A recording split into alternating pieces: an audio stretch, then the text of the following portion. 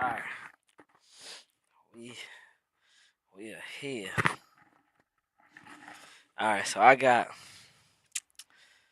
an interesting one. Just bear with me 1 second.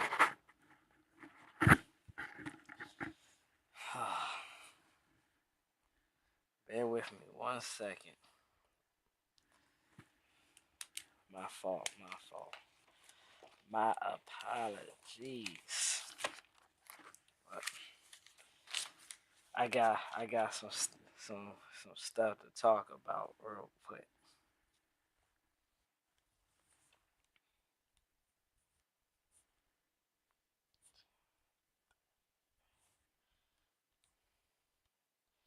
John 3.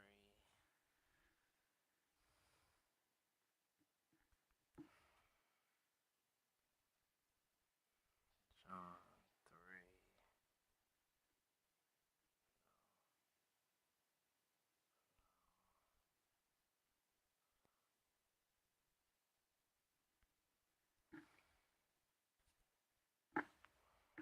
John 1. John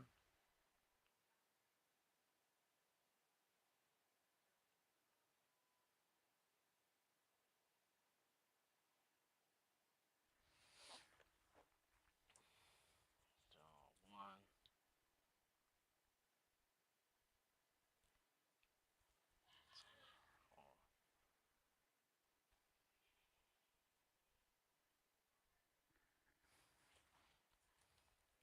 John 7.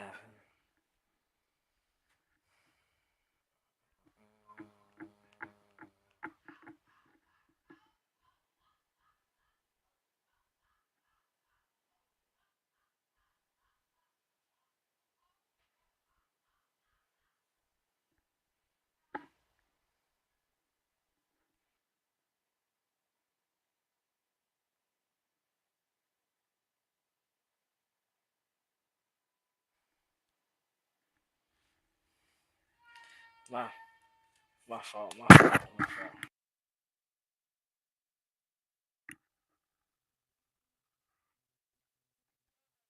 What? I'm on live, bruh. What?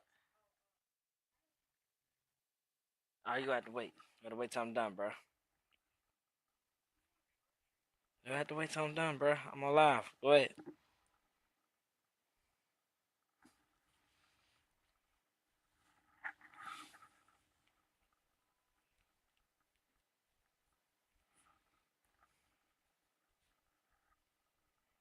Matthew 3:13.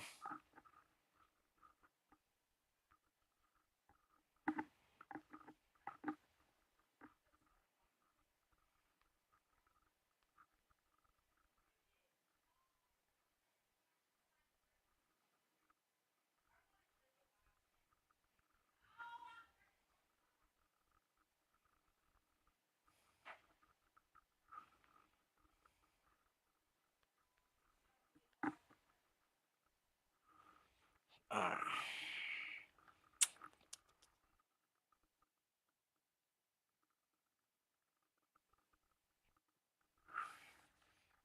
Matthew 7:1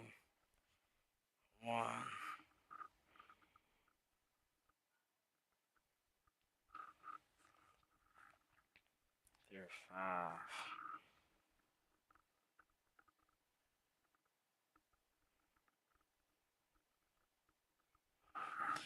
Alright.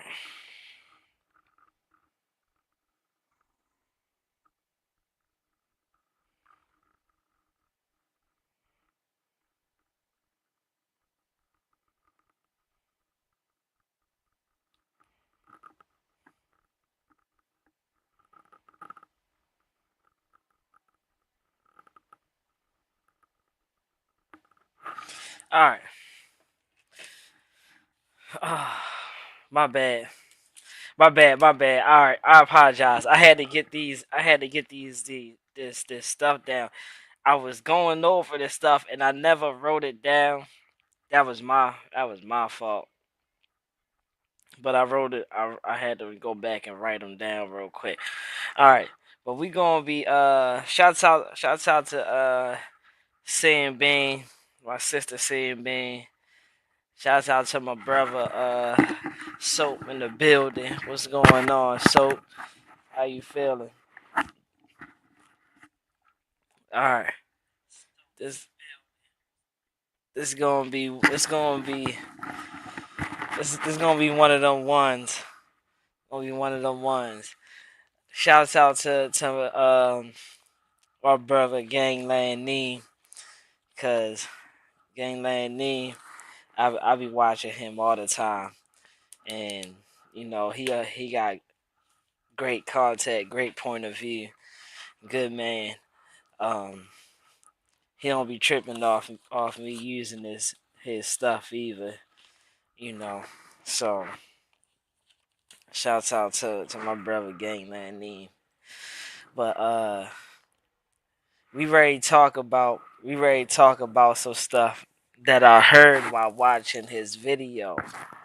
One of his videos premiered today, and I was watching it, and some stuff was said on here, and it made me low key kind of mad that people said what they said, and these people is Aunt Hefe, Aunt Hefe, uh Adam 22. I ain't worried about him though. I ain't worried too much about him. It was mainly Aunt Hefe and Gumby that was saying something to the guy Lush. And I know a lot of y'all probably who watch my channel is not familiar with none of these people. You might be familiar with Gumby because I did a segment on Gumby before with a couple other people, so you might remember him, but I'm pretty sure you don't know none of the other people that I was talking about unless y'all watch No Jumper. Um, but it threw me off because one, we gonna say this, right? You can't judge somebody when you're in the same predicament he is in. It might not be to the extent that that person may be going to, but you can't judge. And on top of that, the Lord never gave us no ability to condemn anybody or convict anybody of what their issue may be. You know what I'm saying? So we gonna get to it. And you're gonna understand a little bit more as I as I go on. Just give me 1 second. Let me put my phone on the charge because I don't need my phone dying while I'm in the middle of this. We gonna be here for a little second. But yeah, shouts out to Nee for catching this, and I'm gonna speak on it because I find it I find it funny, like how you don't even go to and this ain't even got nothing to do with church, but you don't even study the way you supposed to. I can tell you don't by how you talk and how you move and stuff like that. You don't even follow the Lord how you supposed to, but you're gonna try to condemn somebody else for their actions.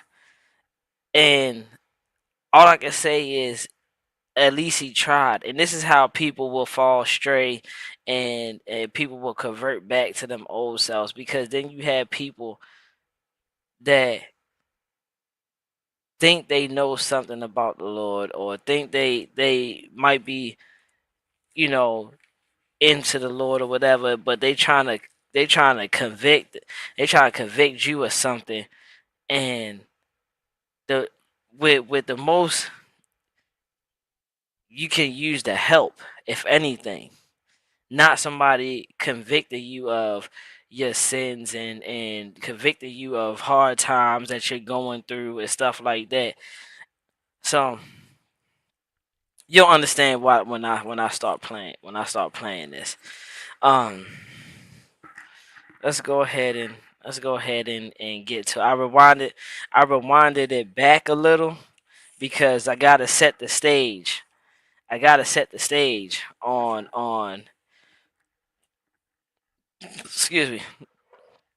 I gotta set the stage on what is actually happening. Okay, so if anybody knows Lush, he does drugs.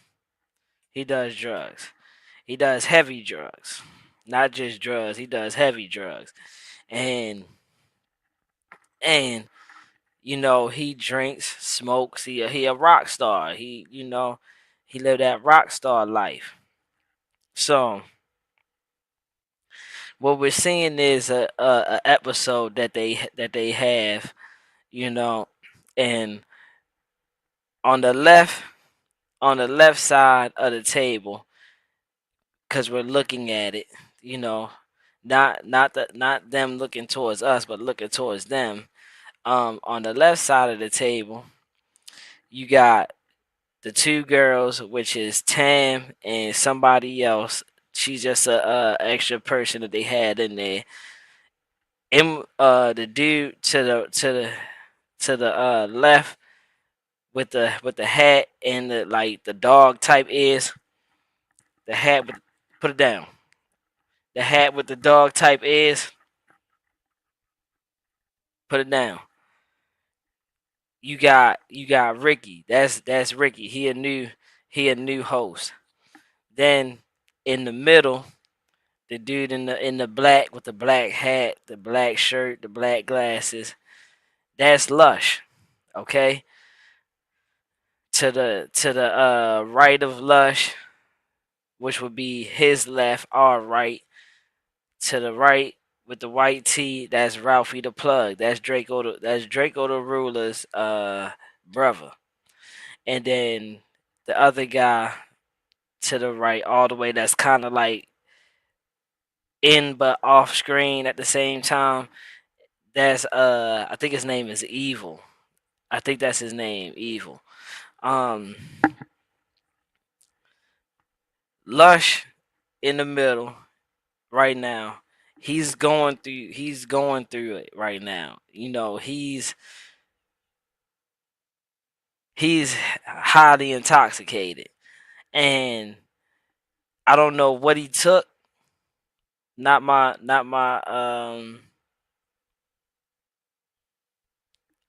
job to play CSI and find out what he took, but he's on something, and you can see him through this clip that we're playing.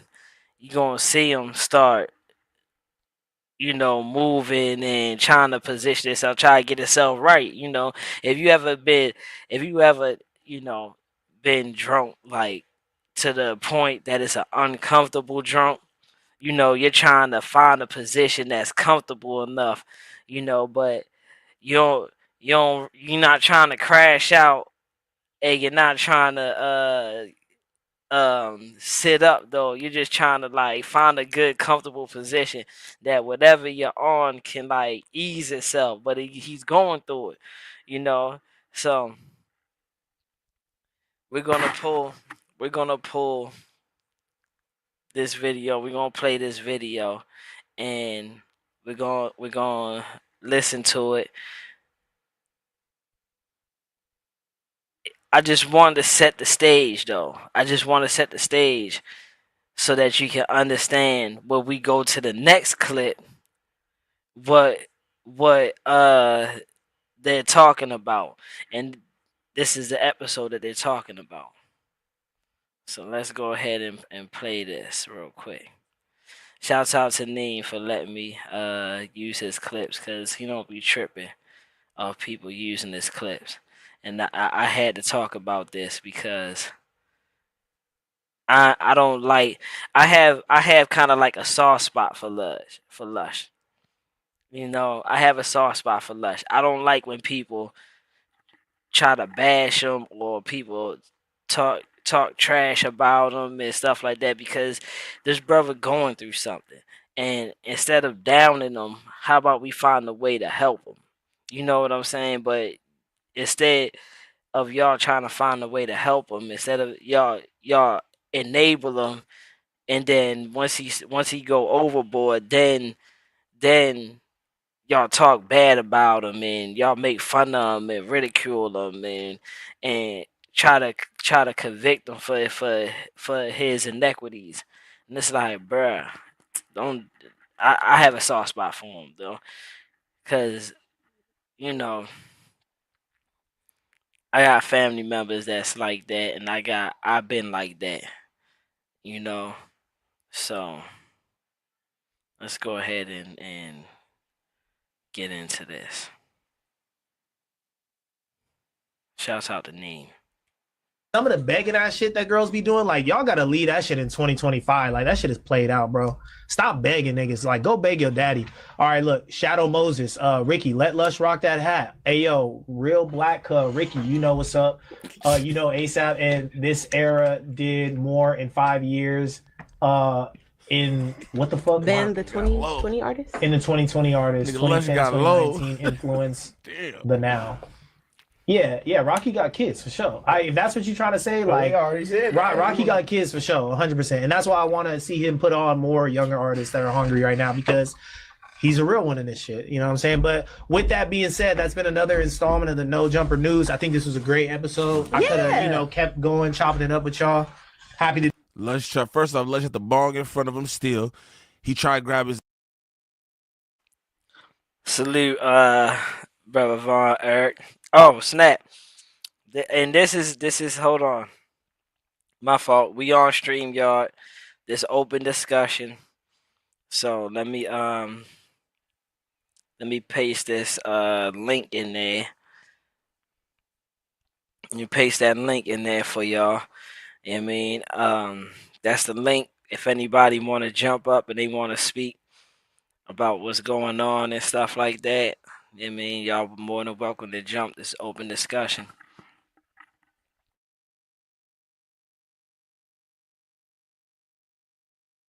Black liquor store plastic bag probably got buzz balls in it. He tried to grab them on the piece. Like, look, fool, don't leave that shit. Don't leave that shit, bro. Take your life with you, gang. On me. Cause that is wild, fool. He still had the wherewithal though, and that's a code addiction. He had the wherewithal to try to grab at the buzz balls, gang. Like, damn, fool. Lush really gotta here, bro. That's wild, fool. I'm about to run that back a little bit. That nigga said I'm about to grab these buzz balls though. You niggas got me up. Okay. Been another installment of the No Jumper News. I think this was a great episode. I could have, kept going, chopping it up with y'all. Happy to do another Friday. He couldn't even execute the grab, gang. That shit him up. When he went down to grab the bag, his shit just started spinning. he like, whoo. Nah, for real. Like, and that's what I'm saying. Like, I've been there before. I've been there. I've been at that point before where like you trying to. I'm gonna jump up next time, family. All right, it's cool. It's cool. Whenever you got, whenever, bruh, whenever is. Anytime I'm on, like I said, anytime I'm on StreamYards, more than welcome to jump up. The link will be in there for y'all. But I've been there before. The way is though, like you're uncomfortable. You don't put yourself in an uncomfortable state, and you're trying to keep your composure. You're trying to your best to fight it off and shake it off. But every time you move, it's just that room get the going around, going around. So I definitely been there, and I definitely feel this pain. Definitely feel this pain.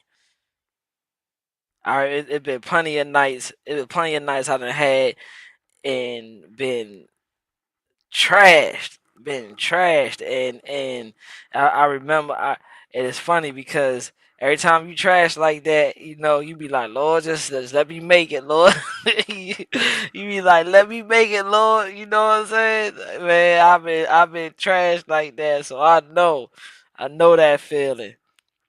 That is not a good feeling, man. It is not. That's that. I hate that feeling.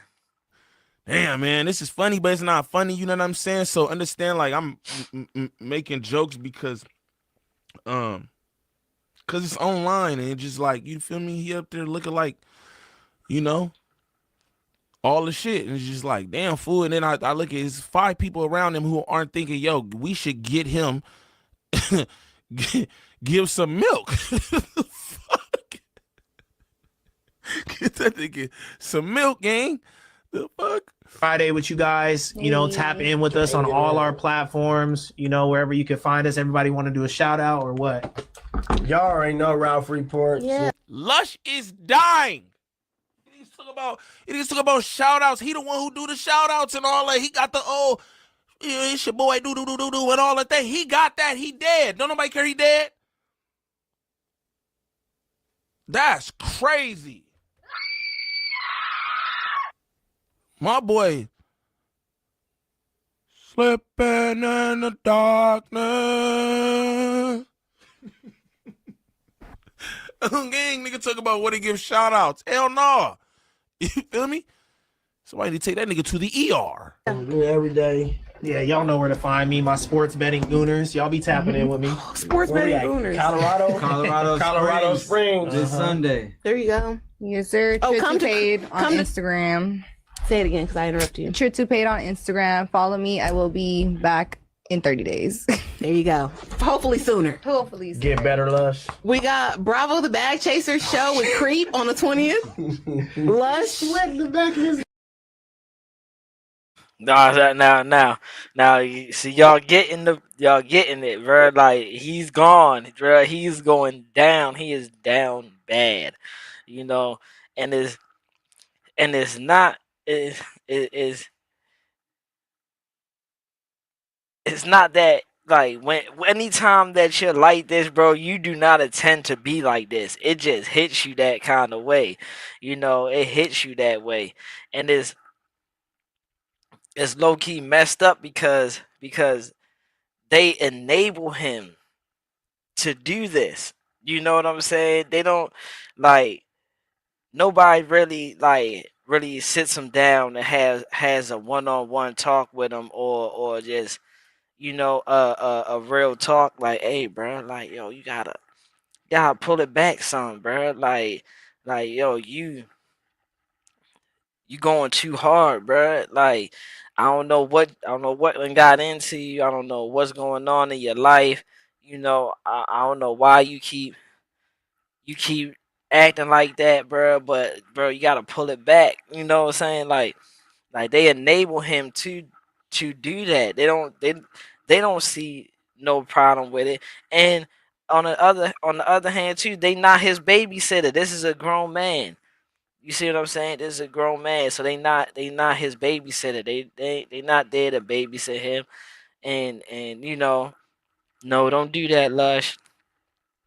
So, but it comes a point of time where you had to be, you gotta be a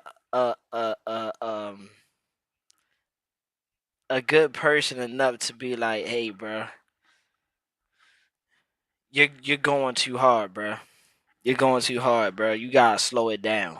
It doesn't take that. It doesn't take that much to do that. Whether they receive it well or not, you know what I'm saying. You gotta be like, hey, bro, you gotta dial it back. And now that y'all understanding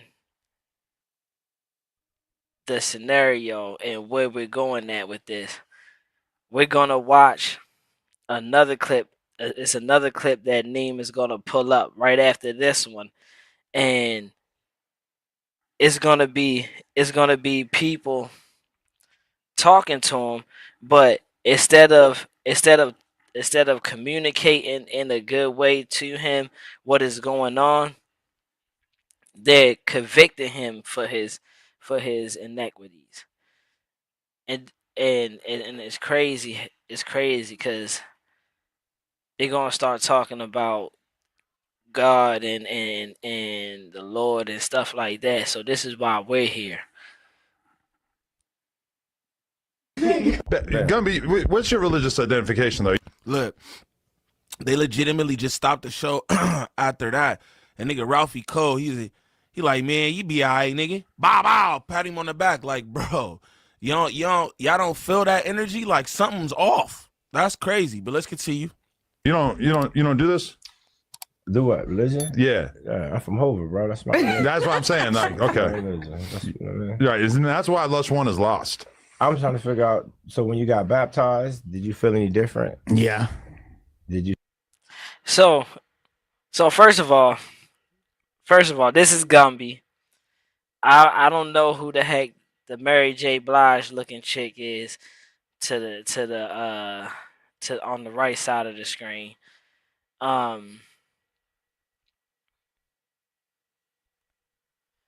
You got Gumby right here. I don't know who this chick is. This is Adam 22. This is Aunt Hefe right here. This is Lush One. This the dude that we just seen crashing out on the other one because he was bent out of shape.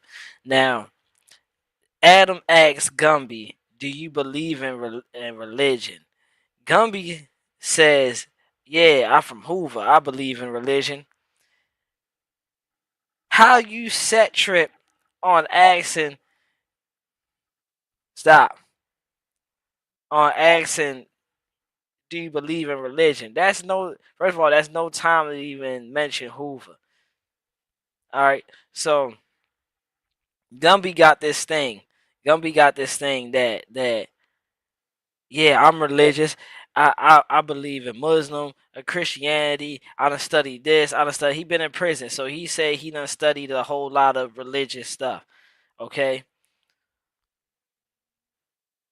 If I pull up some videos, Gumby puts his gang.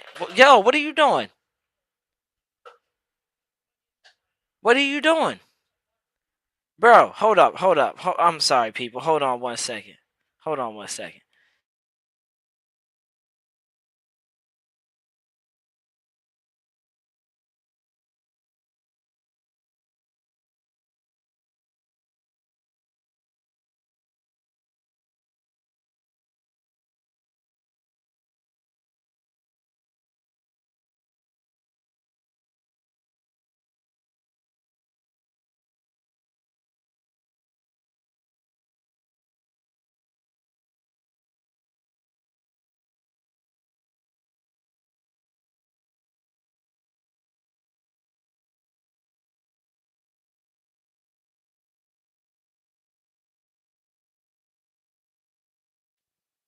My fault. Nephew tripping, bruh. Bro gonna come in here with his cup, put it in the sink, and then grab a fresh cup. Talking about I'm getting some water. Boy, you better rinse that cup you just had, and you better rinse that out and use it. What's wrong with you? No set tripping. And he making noise all in my live. So he's supposed to study all this religious stuff. You know what I'm saying? And he's supposed to be so into religion. But the boy don't move like he's supposed to be in religion. And I'm not here to judge anybody. How he moves is how he moves. But what I'm saying is, and I got it pinned in the top. If you look at it, we're gonna go ahead and just read it real quick before I start breaking it down. We're gonna read it real quick. So in order to read, we gotta go to Matthew. Matthew chapter 7. Right? Matthew chapter 7. And then we're gonna go to verse 3. Matthew chapter 7, verse 3, right? Matter of fact, let me I'm I'm gonna stop this 1 second. Stop this 1 second. I'm gonna pull up this Bible for y'all, so that y'all can read along with me, cause you know you're not supposed to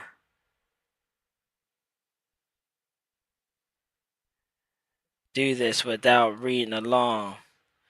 There go the Bible.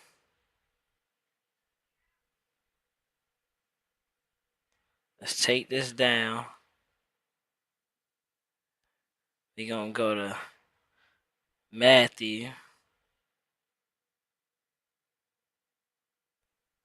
chapter 7,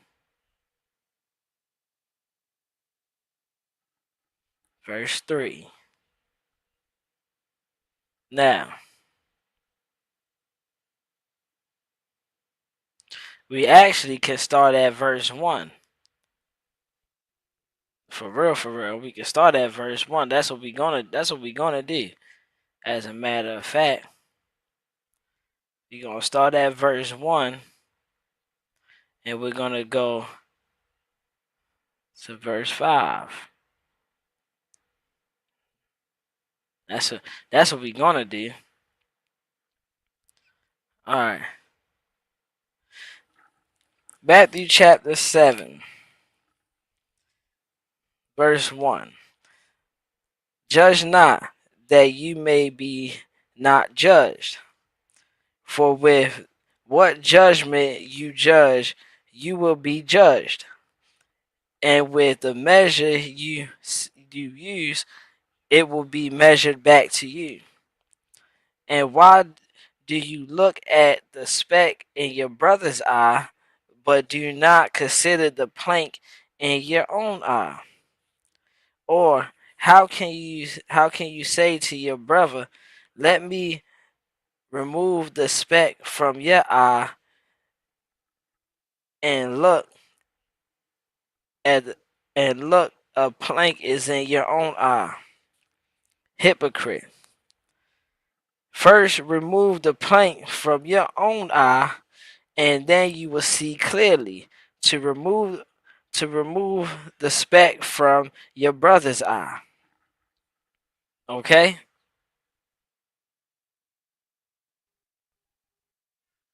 So he's telling you to first of all, don't. Oh, come on, bro.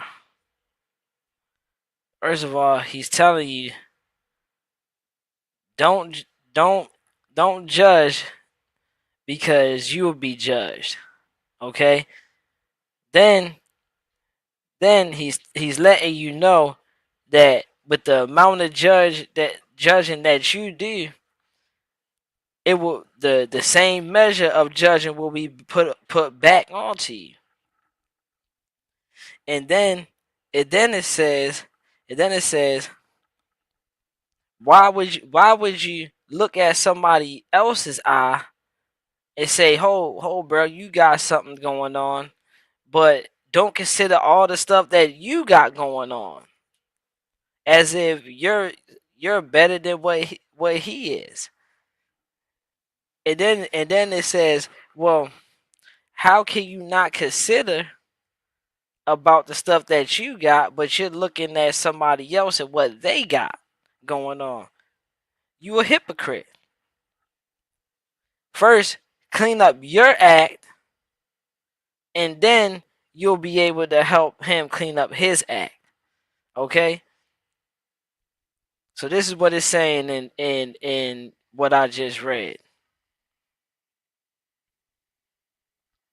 Let's go back to Neem real quick.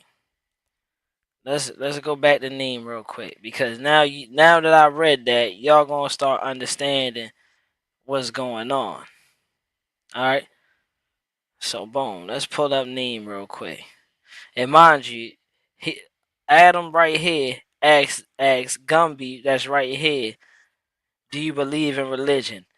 And then after he says yes, then it's gonna start with the judging Lush and what Lush does.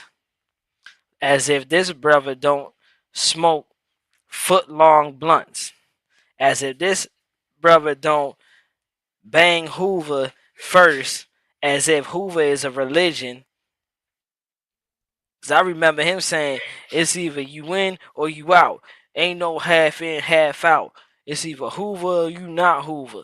So he puts Hoover first before he even puts the Lord. Okay? He's on there talking about you don't come out to LA if you not banging how LA is banging and all this other crazy nonsense. So I don't know where he gets the authority to judge Lush on how Judge condones himself. Same with Aunt Hefe. But we gonna get to that. We gonna get to that. Let's go ahead and play this. Okay. Right. That's why Lush 1 is lost. I'm trying to figure out. So when you got baptized, did you feel any different? Yeah. Did you stop using drugs? No. Well, we're gonna talk about that. Nathan, can you hear Michael to come into it? Justice. Yo, listen how Lush said no.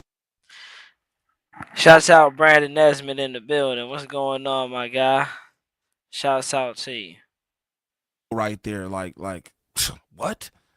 Like God can't do stuff like that. Nigga Lush cold. He said no. He was tight. Like don't even ask me no shit like that. You heard? Did you stop using drugs? No. Well, we're gonna talk about that. Nathan, can you hear Michael to come into it? So he asked.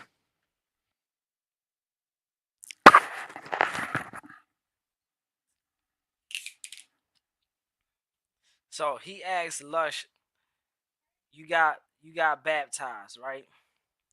The first thing he asked Lush, you got baptized, right? Did you stop using drugs? Well, when you was in prison all that long time and you learned religion and you learned about God and stuff, did you stop using drugs? No.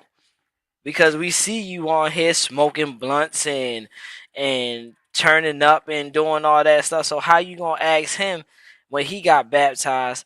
I mean, did he stop using drugs? And then listen to the bull crap that comes after that, though. Let's bull crap that comes after that. My fault. I gotta stop it like that because it's frustrating me.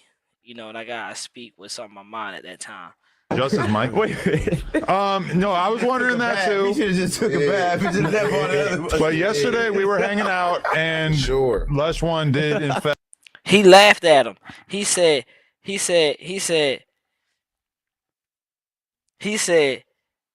you got baptized and did you stop using drugs? Lush says no. He starts laughing like ha ha ha ha. He just took a bath at that point in time. Like,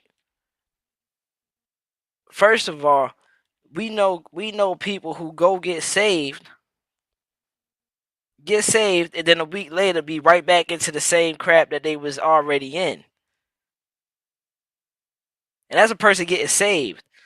See, they think that because you got baptized, that's the end all be all. You're just gonna be so righteous, and that's not what it is. That's not what it is. So they got a false sense of actually being baptized is. They have a false sense of what being baptized is. They think because you got baptized now you're gonna come out the water a whole righteous man. No, it's still a work in progress. It's still a work in progress. Just because you got baptized doesn't mean now I'm just the holiest of the holies now. What?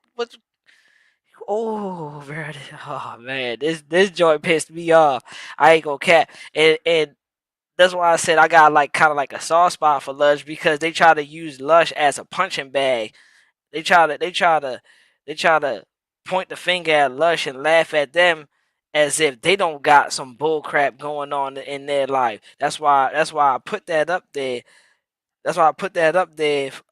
Matthew 7, verse 3. And why do you look at the speck in your brother's eye, but do not consider the plank in your own?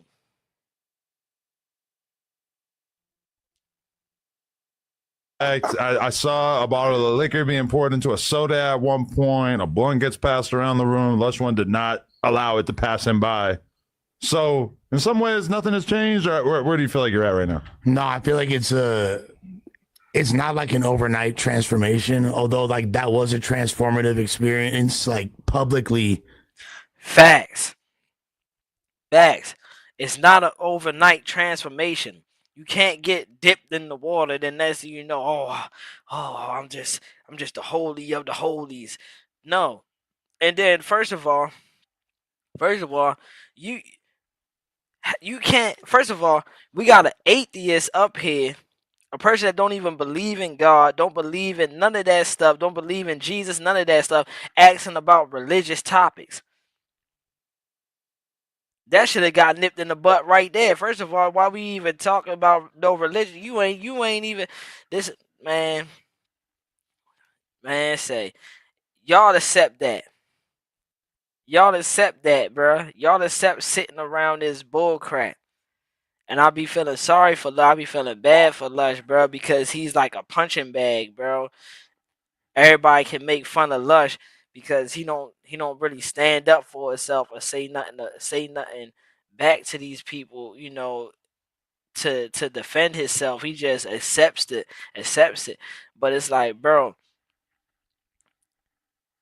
bump that. Y'all bump that. I ain't jacking it. You can't look at him and be and think that anything that you do is better than what he does. Because I'm pretty sure every one of them up there done been trashed at one point in time. They might not go to the extreme now, but at one point in time they used to get trashed. They used to get super messed up. So miss me with that. And like I said, bro, this dude right here sitting next to Lush, that's Anhefe. He don't go no podcast without smoking. He smokes up there 24/7. All he do is smoke weed up there. Your drug might not be as heavy or as much as is what Lush does, but nigga, you still get high. You still smoke weed. That's a drug. It alters your senses. It makes you feel some type of way. But now, low key, you addicted to it. People talk about how, I'm not addicted to marijuana, but have whole relapses when they don't have weed. When they don't have weed, bro, they be like, oh man, I need to smoke. Oh man, I need to get high. Somebody get me a blunt. I need a blunt. I want to smoke. Put it down, bro, before you go in your room.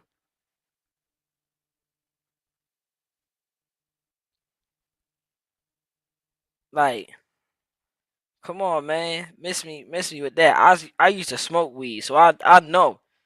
I know. Had the time, yeah, man, you can't even eat without smoking. Soon as some stuff start getting you start getting frustrated, you looking for that bag so you can roll up and smoke. You wake up to start your day off. Oh man, I need to get right real quick. Yeah, man, need to get that boost in me so I can get right. Start my day off. Can't go to sleep without smoking. And that's with cigarettes too. That's not just with weed. That's with cigarettes too.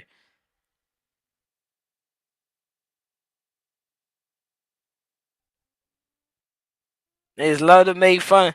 They just love to make fun of Lush and talk crazy about Lush as if they don't got bull crap in their life. This dude at Hefe, he pays chicks to get some. He said it. He said it out of his mouth. He tossed a couple dollars to women so he can get some. He said it out his mouth. He's a whole whoremonger out here. He likes prostitutes. And I ain't even gotta say allegedly on that. He like prostitutes because any woman that has sex for money is a prostitute.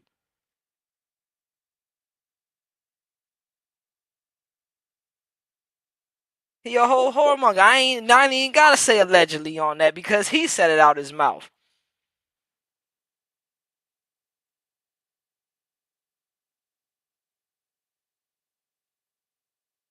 Committing to Christ and letting people know what type of time I've been on, because really anybody that knows me knows it's not anything new, you know. But Raider being like actually a concerned homie, and my girl, her being super religious, and like her whole family being super religious as well, like it was.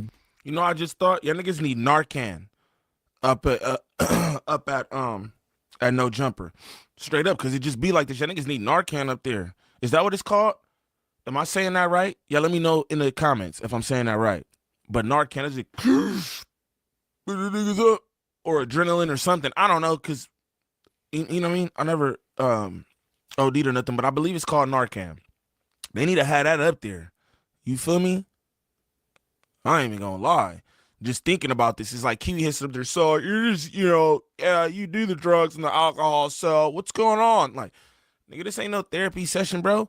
Gang need help, and anybody who's around him probably knows that, just to be honest, because if we could gather as much from just what's going on online, you gotta be able to see that in person. You know what I mean? But let's continue. Were encouraging me because they knew where my heart was, like to go do that. So I went and did it. And then the thing is, it's not going to be, oh, all of a sudden I'm just like this completely different guy. I'm still a sinner to the worst degree. You feel me? Like, so you're way worse. But I'm way worse. Have you been baptized before? Yeah. Okay. So like, you know, I've taken communion and all that like when I was as a kid, but like communion, what's that like? Just crackers and cranberry juice? I eat crackers all the time. You have to go through your reconciliation. Not like that. You feel this is my baptism. No, have you been? Yes or no? No, have you, no. Now I have. It's your first time. Yeah, like I'm baptized. This is Christian faith. But you know, when you baptize, that's supposed to be like a rebirth. If you still doing the same, and I ain't trying to. It's not really a rebirth, because really the rebirth is when you get saved. So it's not really like a rebirth. So the point of the baptism, is to once you get dipped, it's not really a rebirth. It's accepting the Lord into your life. Is and it goes even further than that. Like you're washing away like your sins and stuff like that. So it's not really the rebirth.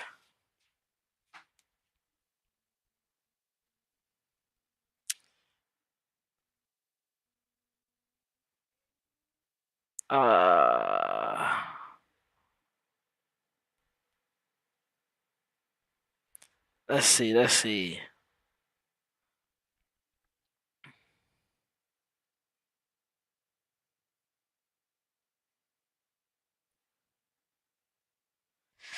Is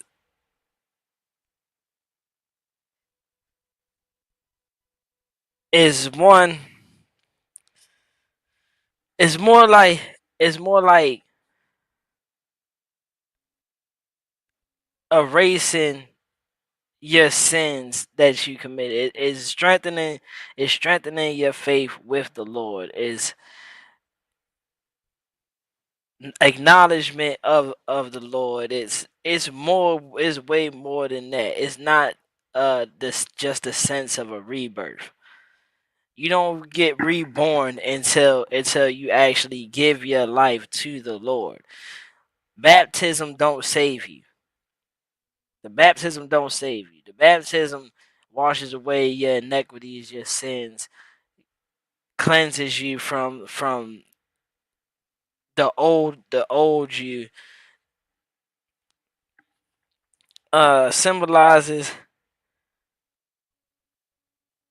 It symbolizes death to an old self of sin.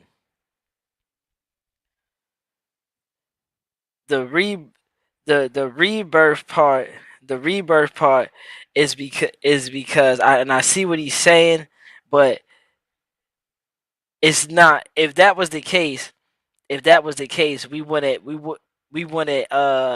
need Jesus to save us. We wouldn't get saved underneath the Lord. We'll just get baptized and then, oh, we're a new person. No, it's not the baptism that does that. The baptism really washes away the old for the new. The rebirth part comes with being saved. So I get the point that he's trying to make. The point that he's trying to make is that bro, you went and got baptized. So now you should be working to be a new person. But at the same time, you have to work for that. You have to work for that. And you don't just get baptized and then next thing you know you're a whole new person when you come out the water. That's not how that works. Even when you get saved, you still have to work to become that new person. This is why we got reconciliation. Because some people who get saved convert back to their old selves and then come back to the Lord when they see like the flesh is eating them up, so they come back to the Lord and they get reconciled to the Lord. They go through reconciliation. So just because Lush got saved, it doesn't mean he became a whole new person. He still has to work for that process. And if he doesn't want to work for that process, then he's going to fall right back into the world. It's on it's on him. It's on him to want to change. It's on him to want to be a new Lush. It's on him doing studying the Bible. It's on him going to it ain't even got him going to church, but it's on him building a relationship with the Lord. If he's not building that relationship with the Lord, he's gonna fall right back into flesh. Period. It doesn't matter who it is. It doesn't matter who it is. You can get saved, you get baptized, and still fall right back into the flesh. If you're not building your relationship with the Lord, if you're not strengthening yourself in the Lord. So which you say, oh, you're supposed to be reborn and you're not supposed to do any drugs, and yes, that's true. But at the same time, you still gotta work through that. You telling a person who been doing hard drugs, alcohol, 80% of his life, that once he got saved, he got to cold cut that. Like, bro, come on now. It takes a super strong individual. And you a whole Muslim and don't even move like a Muslim. Because first of all, I doubt the Muslim religion tell you to daggone trick off on women and pay women for sex. I doubt that's in the Muslim religion. I doubt that. And I don't even study the Quran or nothing like that. Nima be able to tell. I bet that ain't got nothing. Bet you that ain't in there. being a whoremonger. I bet you that's not in there. So don't judge him. At least he took the step. That's the first thing. That's the first thing. At least he's acknowledging that he's trying to change and he's trying to do something. At least he took the step to even get baptized. At least he took that step. Now it's on putting the work behind that. That's the hard part.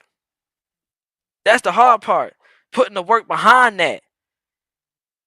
Everybody think you could just go get saved. You could get you get saved, you get baptized, and now yeah, I'm just so right with the Lord. You know, no, that's not what that means.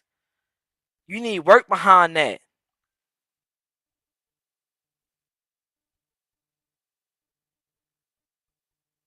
Y'all sitting here trying to talk about him and trying to judge him, but y'all ain't even removed a plank out y'all eye. Lush tried. He tried. The Lord knows we're gonna fail. The Lord knows we're gonna slip at times. That's what building that relationship for. He knows we're gonna do this. That's why he gave his life for us. That's why he laid his life on the line for us, so that we can be forgiven of those sins. Lush putting himself around these people right here that don't even study their religion how they supposed to. That's gonna make him go backwards. Y'all not even studying your religion how y'all supposed to. But y'all wanna punch on Lush. Nah, beat it with that. I'd ask Lush. Well, what's your credentials then? You got saved? You been Trying to saved? tell you that. You been saved? You still you moving in the way of the Lord? I'd have asked him that. Real talk. You questioning me? That's why it's important to get in this book. That's why it's important to build that relationship. Because I would have flipped it on them. Like, hey, you questioning me about what I did? Have you been saved? Have you been baptized? Are you moving how the Lord wants you to move? Because if you moving how the Lord wants you to move, you righteous, right? You ain't committing no sins, right? Oh, okay. That's why the Lord told him he without sin cast the first stone. So if none of y'all don't have no sins, go ahead and cast them stones. Go ahead and throw them rocks. But if you got sins, you might want to put them rocks down. You might want to go reevaluate yourself. Don't try to evaluate me. At least I'm trying. I took the step. Don't cast no stones over this way if you still living in sin. If you still living in sin, don't cast them stones. Put them stones down. You over here trying to look at what I got going on. Hey, I went and got baptized. That's the first step. At least I'm trying to build a relationship. At least I'm trying to change.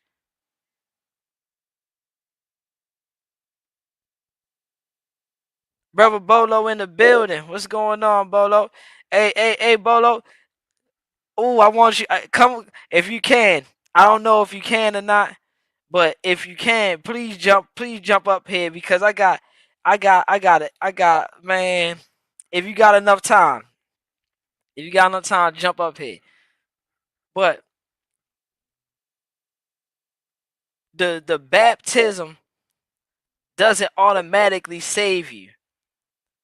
The baptism is not the end all be all. You still have to put the work behind that. It doesn't mean you just coming out once you get dipped, you coming right back out, and now you're just the holiest of the holy, and every step you take it's like you're walking on clouds. No, you still gonna go through trials. You're still gonna be tested. Your faith is gonna be tested. You gotta put the work behind it. You gotta build that relationship with the Lord. It's more than just getting baptized.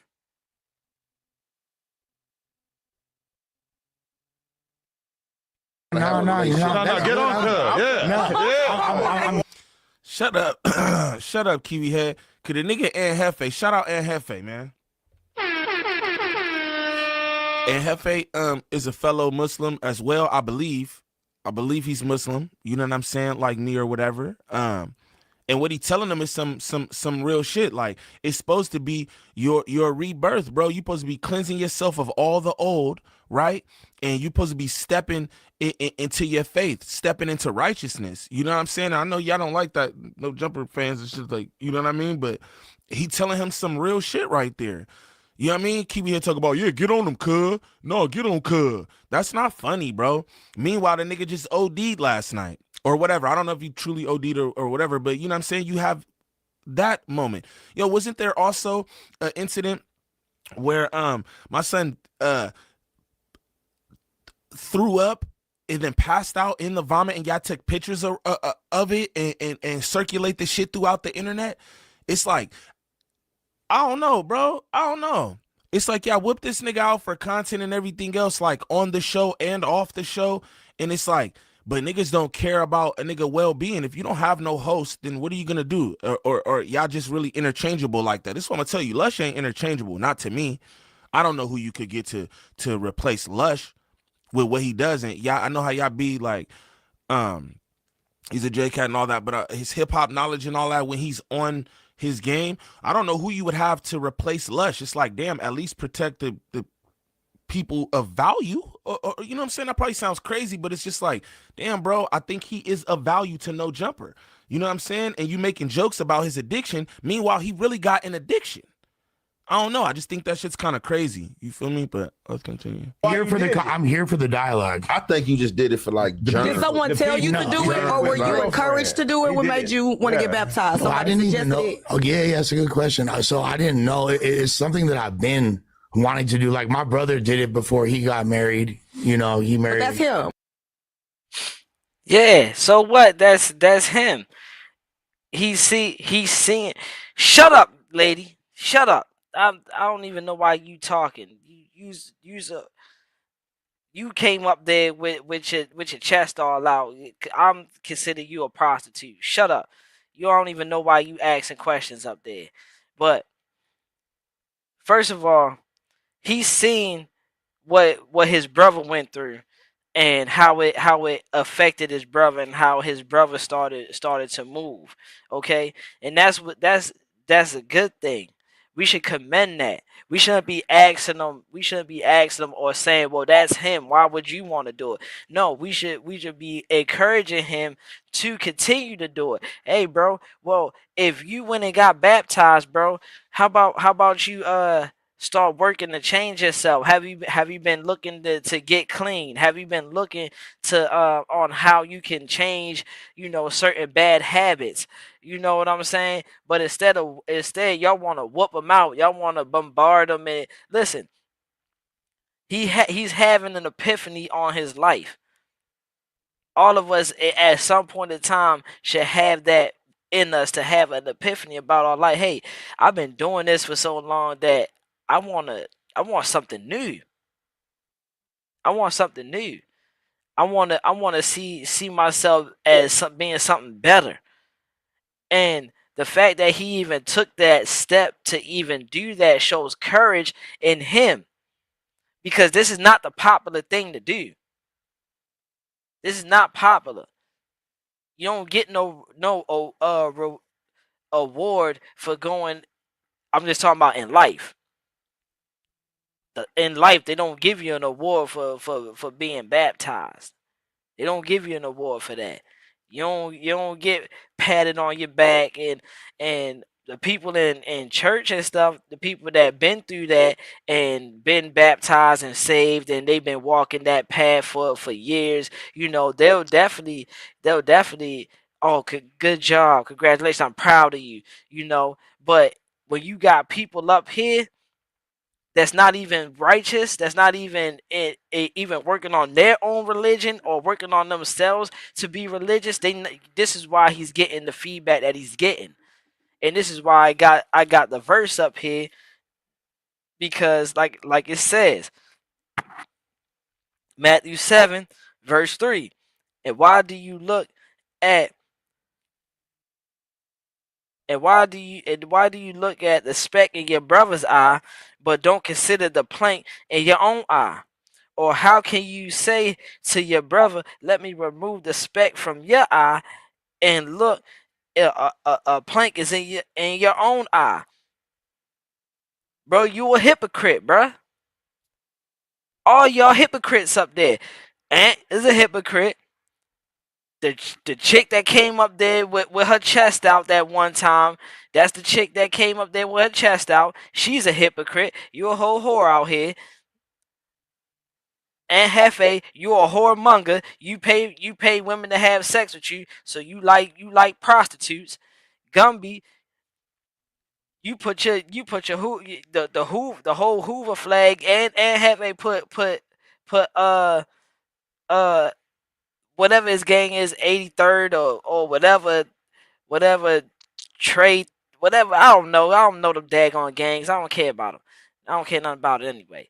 Yeah, I mean, all y'all stupid anyway for wanting to be gang bangers. Y'all dying and shooting yourselves and doing all this stuff for a set, and don't even know the reason why you doing it.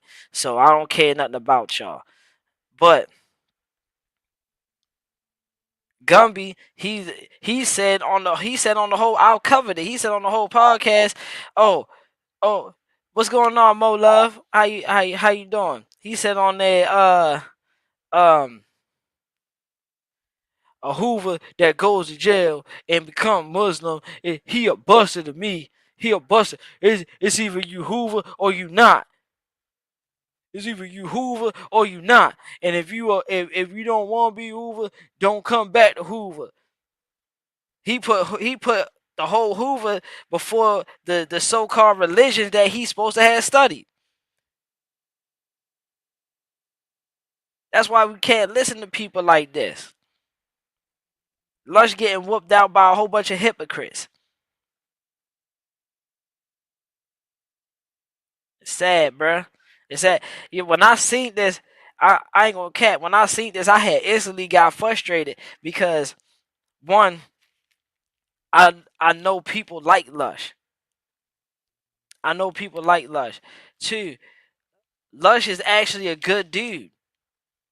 Yes, he got it. Yes, he got his addictions, and he got his story behind his addictions and stuff like that. But at least he's trying. He's trying. The first step is to go get baptized. Once he got baptized, he's trying to be something new. He keep falling back, and the Lord knows that we're gonna slip and we're gonna fall. He knows that.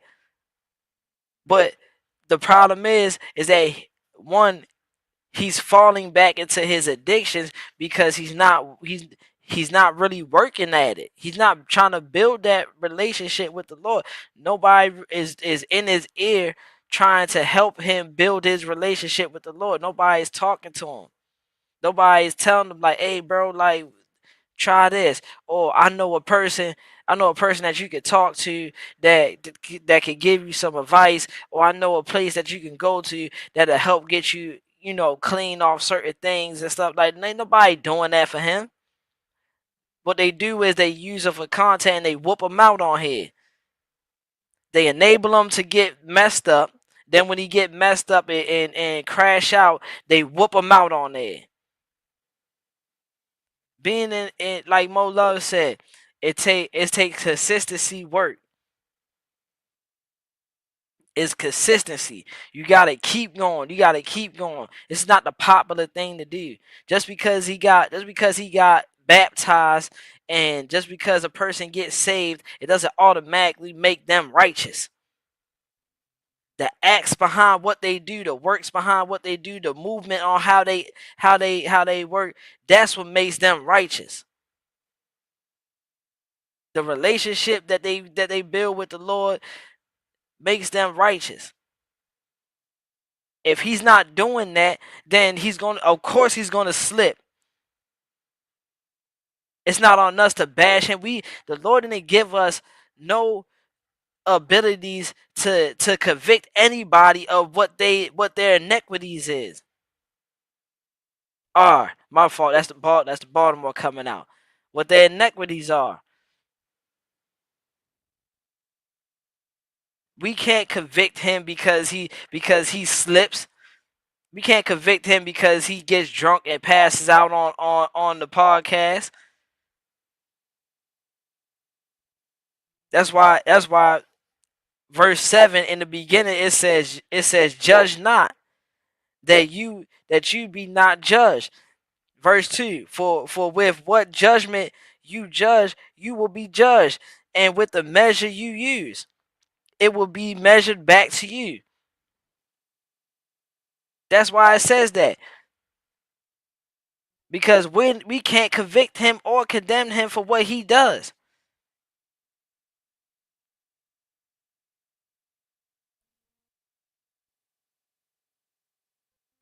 Yeah, no, but it was like something that I had in my mind for a while, and I didn't know that because I thought it was like a long, arduous process, and you had to take a bunch. I didn't know that you could just do it on site like that. And but you can't just do it on site like that. I mean, I don't know, but that's what happened. This is the whole point with questioning. You speaking about faith, right? You're talking about God, right? Yeah. Some people don't believe in God. You know what I mean? Some people do. You know what I'm saying? So when you talk, Yeah. Yes. Yeah. Some people don't believe in God. The dude that hired you to come up there and try to bash him, he's the main one that don't believe in God. That's Adam 22. He tell you that all the time. He a whole atheist up here. He don't believe in God. So you're telling him, oh, it's about faith and well, what's your faith like? What's your faith like? You be on here riffing about oh, if you're Texas and you don't bang Hoover how us California people bang Hoover, then you ain't no real Hoover. And if you come out here, guess what? We gonna put you off this Hoover set because you gotta bang Hoover how we bang Hoover. You ain't religious. Don't talk about religion. If anything, let me hear a scripture come out your mouth. Let me hear a scripture come out your mouth that can help him. This boy got a whole 2x4 in his eye. Forget a plank. Bro got a whole 2x4 in his eye.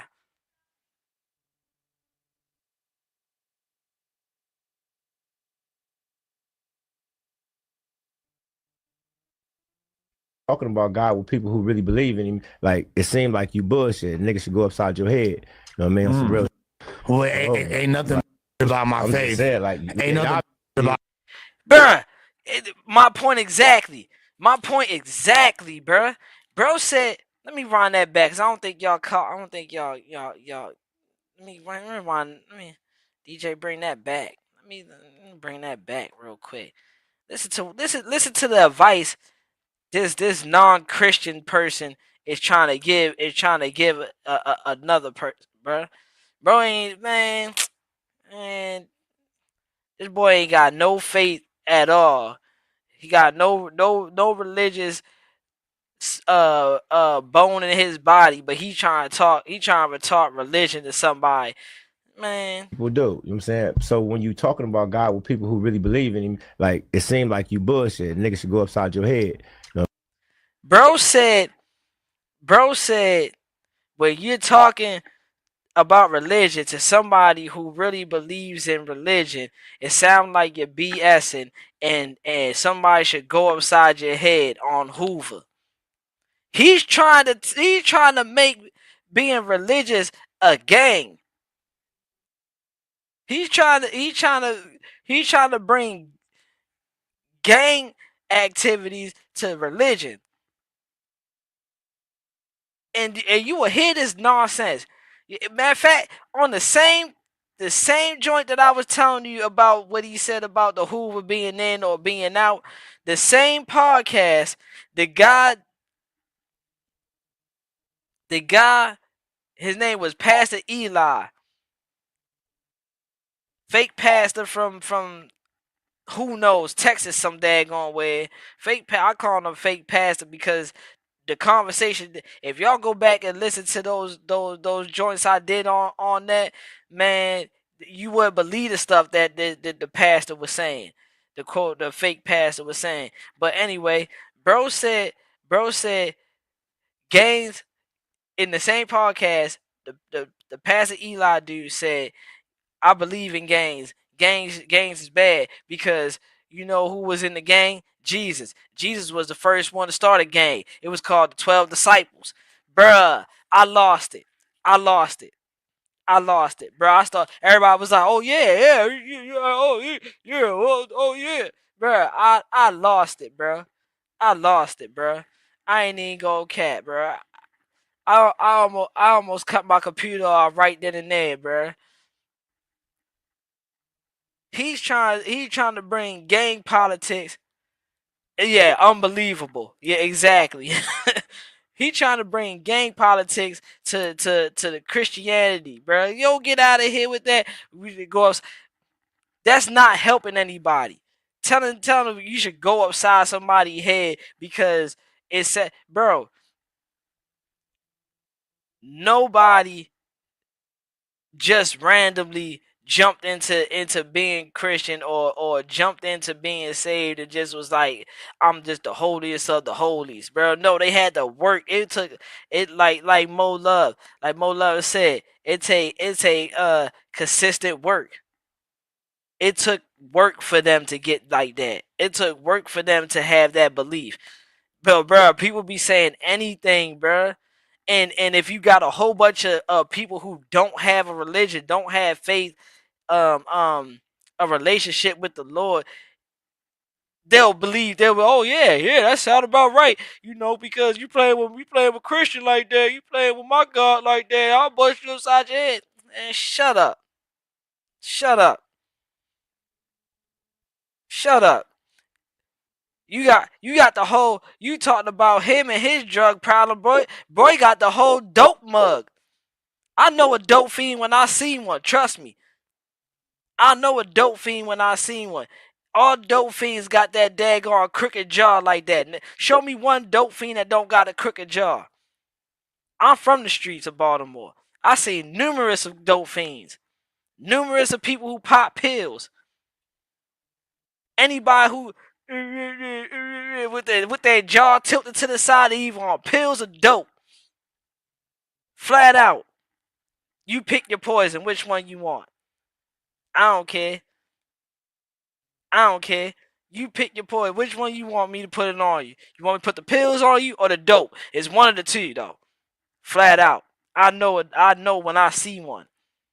I worked side by side with a dope fiend lady in Holly Poultry. Holly Poultry's a chicken joint. They give out the Purdue, the Tyson, the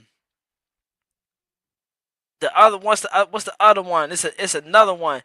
And what we did was we packed them joints up and we shipped them out to markets and stuff like that. The whole time, dope fiend lady had the same daggone mug he got. Jaw tilted all the way to the side, and she talked like that the whole time.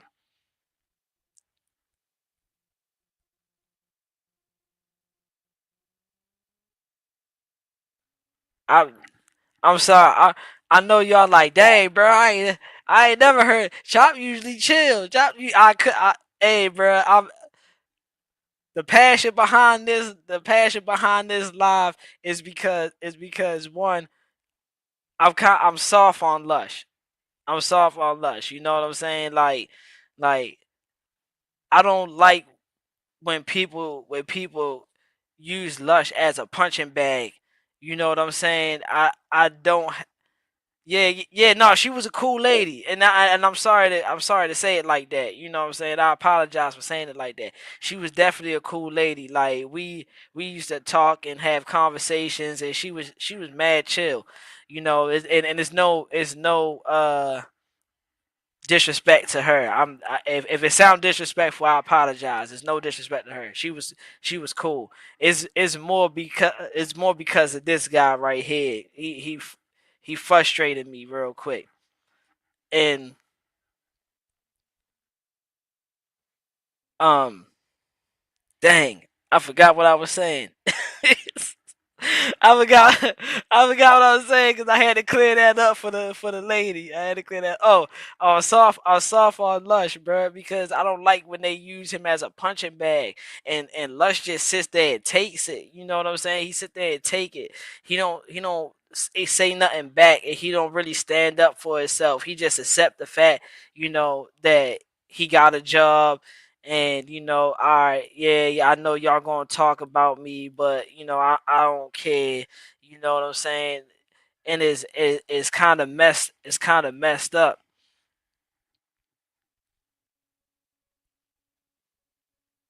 Yeah, yeah. Like no, she was cool. She like we had a good relationship. I ain't treat her no kind of way. I'm not one of them type of people that treat you no kind of way. Only time I treat you some kind of way is if you done did something to me, and you gotta really get me there.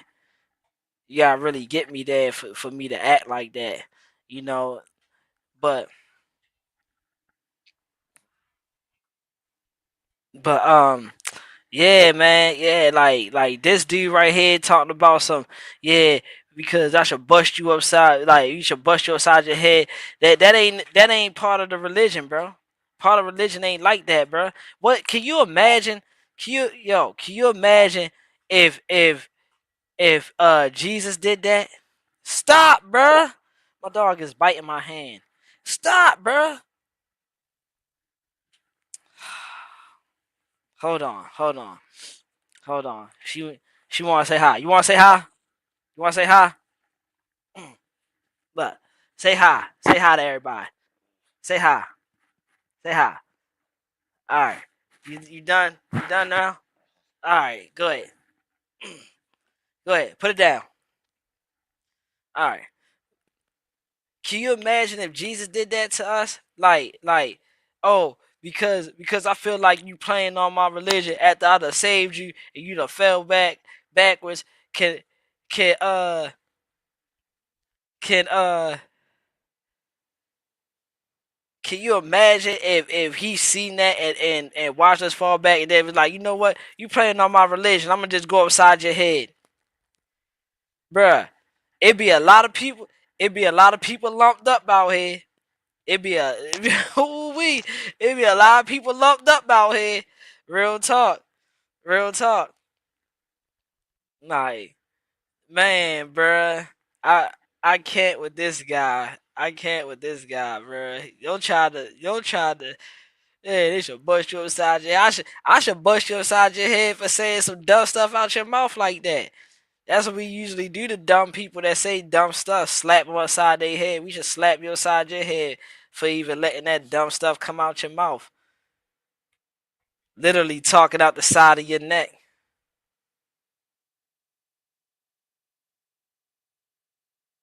I mean, on some real. Well, ain't nothing about my I'm just faith. saying, like, Ain't nothing about my faith. You saying that you got Whatsoever. baptized for you, right? Yeah, hell yeah. But you gave all the other excuses about your girl wanted you to do it, this, that, and the That's other. not, I said to go to church. I didn't say to get baptized. So you I got- Look, there you go. You still talking about some stuff that ain't got nothing to do with you though. Yes, his girl. So so what? So what? His girl told him. Yeah, I mean, she wanted him to go get baptized. So what? So what? He did it. He did it. Just because his girl told him that if his girl would have said, I want you to get baptized, and he didn't go get baptized, then what? My point exactly.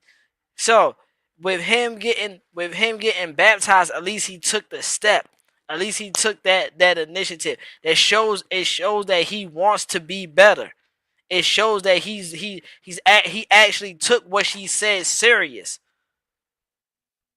It doesn't matter if she told him to do it or not. He did it. He didn't have to do it. He's a grown man. He didn't have to do it at all. He didn't have to do it at all. But the fact that he did it in respect for her and in respect for the Lord, he did that. Commend him for that. Don't condemn him. Commend. Yeah, I said that right. Commend him. Tell him congratulations. I'm glad, bro. I'm glad you went and got baptized, bro. I'm glad you did that. But now it's your time to change, bro. You went and got baptized. All right, so how can we get Lush to be the best version of Lush?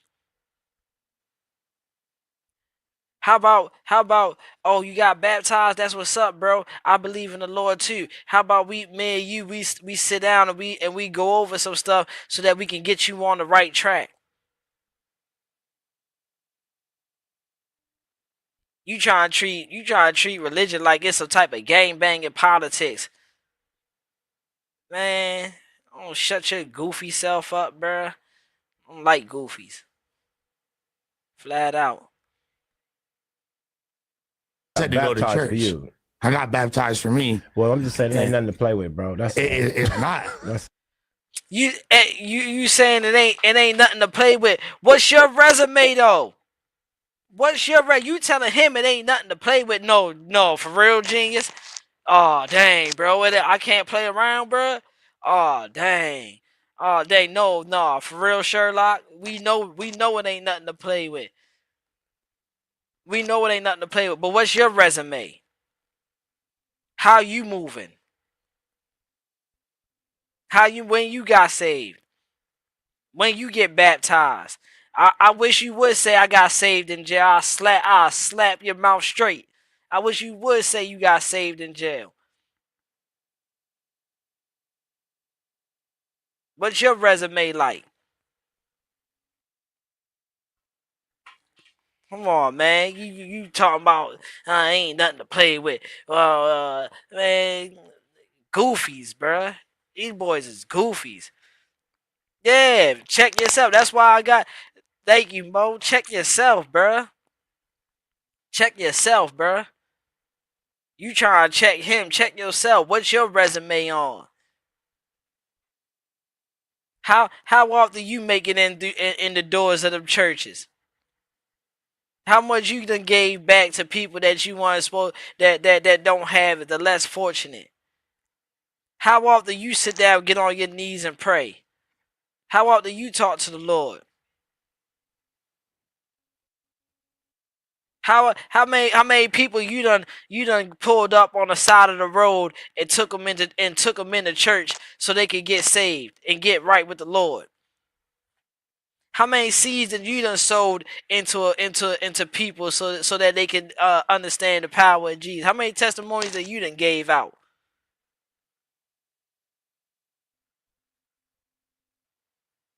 Come on, man. Goofy. He's a goofy.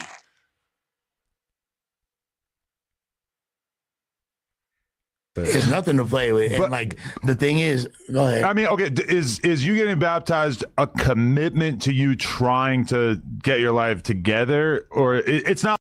But Pete, who's asking this question? The devil himself. The devil himself is asking this question. Bro got a whole atheist tattoo on somewhere on him. Somewhere I can't remember where it said he got one of them atheist tattoos on him. This boy don't even believe in God, don't believe in Jesus, don't believe in none of that religion stuff. Yeah, I mean, but he up here asking Lush about him being baptized. Come on, bro. The whole devil himself is up here doing this, bro. That's what I'm saying, bro. Like, cinnamon, bro. What, bro? Relax. What? What do you want? What do you want, bro? Like, bro. he up here set tripping. He up here set the devil up here set tripping for real. Like, bruh, man, I tell you, man, like it's crazy. I had to do this. When I watched this video, I had to do this, bruh. I had to do this because it was like, bro, I really can't believe these people are up here judging Lush. At least he took the step. At least he took the step to get baptized. At least he took the step. At least he started to acknowledge it's something greater. It's something greater than what he got going on. You know, and shouts out to his woman for even putting that in his brain to even go to church and start getting right. And start getting right. Like man, look at this guy. That don't this guy here, bruh. Ooh wee. All them goofies up there, except for Lush. I like Lush. Lush, my guy. He got his problems, but we all do. We all got demons that we're facing. We all got demons that we're fighting. We're fighting to stay off us. You know what I'm saying? We fighting demons all the time, 24/7, fighting them to stay away from us, not to get hold of us. And nobody is perfect. Nobody is perfect. Nobody is 100% righteous, except for Jesus. Nobody. And even Jesus was tempted by the devil. Even Jesus was tempted. Like, come on, bruh. Come on, man. Like, y'all want to sit here and pick on Lush and try to beat Lush down and try to punch down on Lush, and none of y'all up there perfect. And Hefe, like I said, and Hefe smokes 24/7. He's a whole whoremonger up here. You know what I'm saying? His content, when you go to his content, he don't talk about nothing but what done happened to somebody and gang politics and all that stuff. Gumby, he does the same thing that does smoke crazy, talk about nothing but gang politics and Hoover this and Hoover that and he always talking about something. Yeah, we don't play that around here and all this other stuff. The shorty next to them, she just happy to be up there. She just happy to be up there. She's so happy that she came up there with her whole cleavage out. I'm talking about all of it. Ain't even had nothing covered.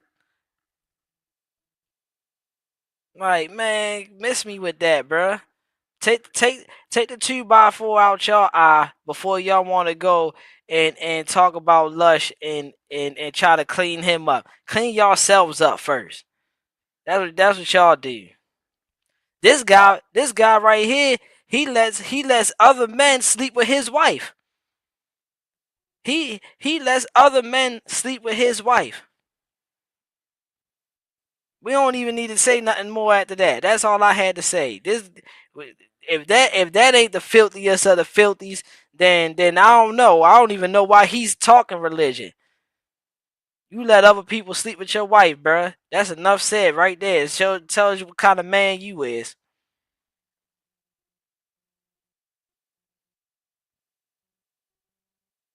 Like a declaration of like, look at, I'm already a fully formed, perfect person. No, but you got to make some type of steps to say, God, look, I up that time. Give me grace. Let me see. I'm gonna stop smoking weed so much. I'm gonna stop hitting the meth so much. I'm gonna stop doing whatever the fucking nigga. I don't know what it is. I'm just throwing it in the street. I don't know nothing about this, man. I'm just throwing it in the street. I mean, if you do a gram of method. So if you don't know nothing about this, man, why you even commenting?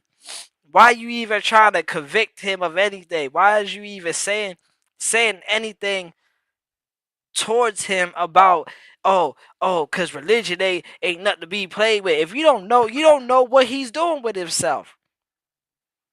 You don't know if he's down there hitting them books. You don't know if he's praying to get his addictions off him. You don't know that. So you don't know nothing about this dude. Why you speaking on him? Why you speaking on him? Don't speak on stuff you don't know nothing about. He don't speak on Hoover politics. He don't go around talking about Hoover this, Hoover that, and this how Hoovers move, and he don't do that. So why you speaking on him and what he believes in and his and how he moves in religion in Christ? Because you got to start from somewhere. You got to start somewhere. At least he's taking the first steps. That's how it happens. No baby just got up and just started running after crawling. No baby did. They take little steps first, little steps first, and then once they get them steps down, then the running starts. Then you chasing the baby all around the house. But it started with crawling, and then it started with taking little minor steps.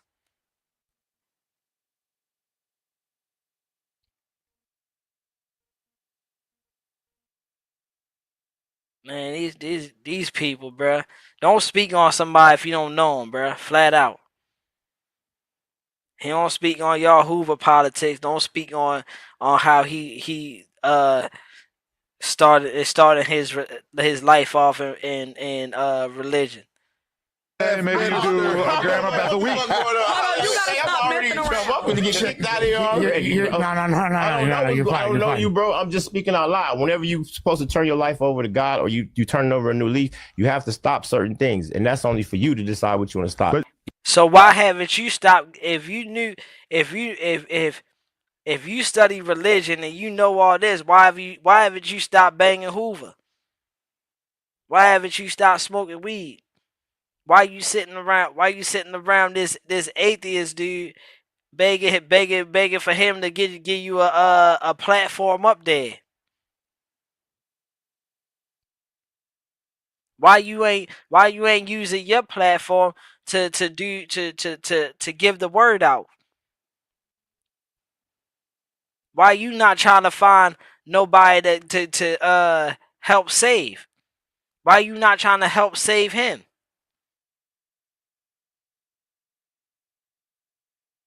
Instead of pointing all the things that he's doing wrong, why you not trying to? Oh, good job! I'm proud of you for getting baptized, bro. How about we start working on the next steps so that he could grow his faith even more?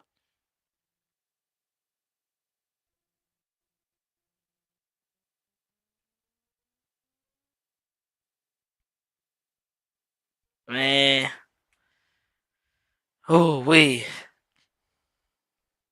yeah, misery loves company. You not lying on that.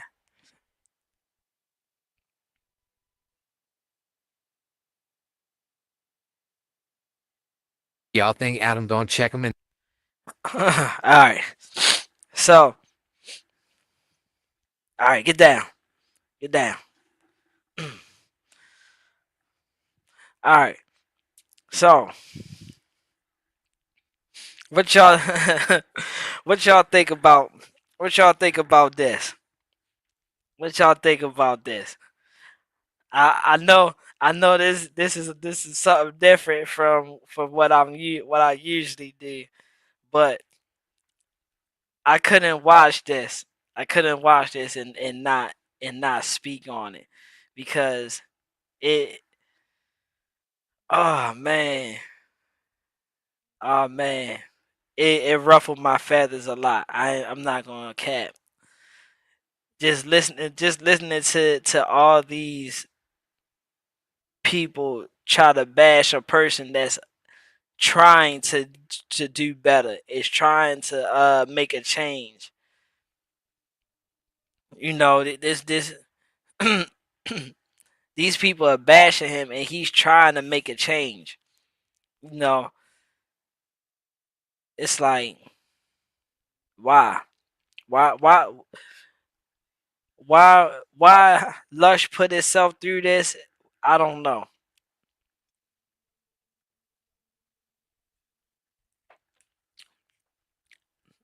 Cause me, if I was up there, I'd have snapped on him. I'd have been like, "What's y'all credentials? What's y'all life like?" Mo said it. Mo said it right.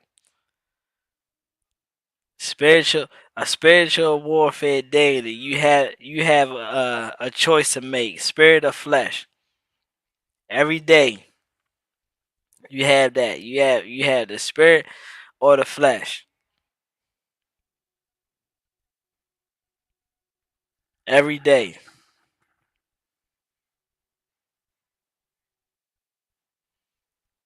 Mm-hmm.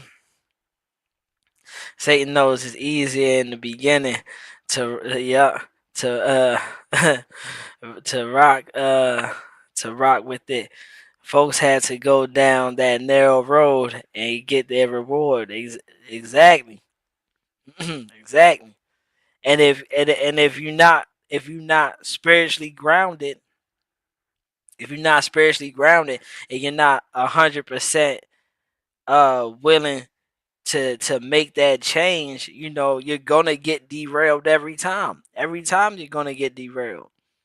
You gotta, and that's why that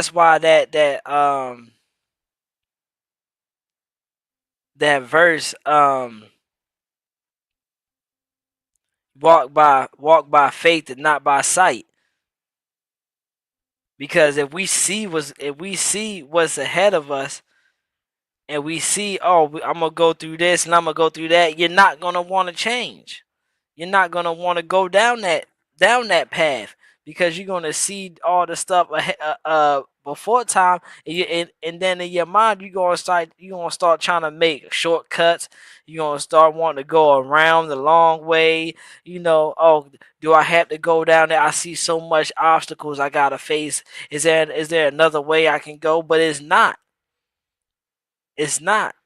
That's why you gotta walk by faith, because once you solely start putting your faith into that, the Lord is putting you down this path for the right reason, and that when you come out on the other side, you're gonna be stronger.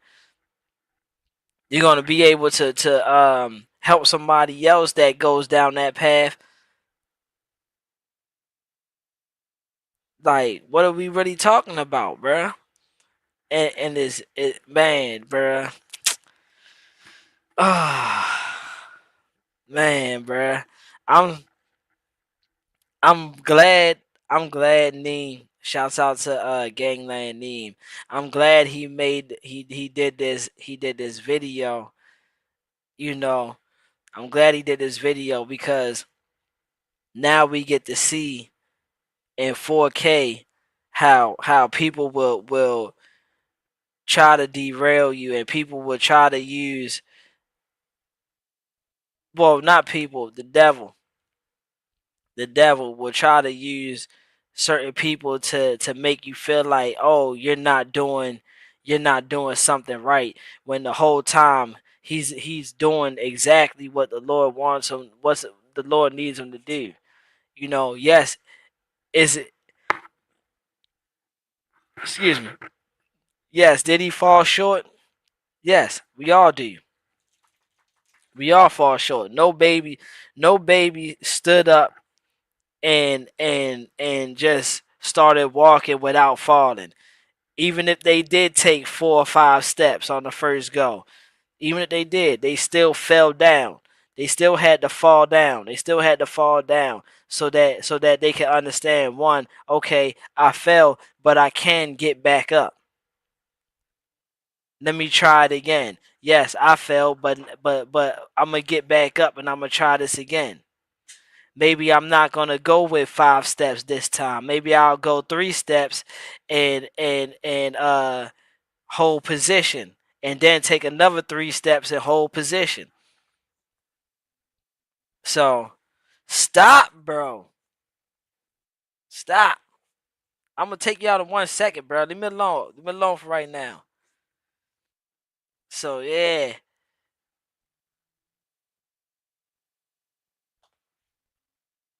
The cam video. The cam video showed the unfortunate path. I'm glad there were 9 beautiful kids.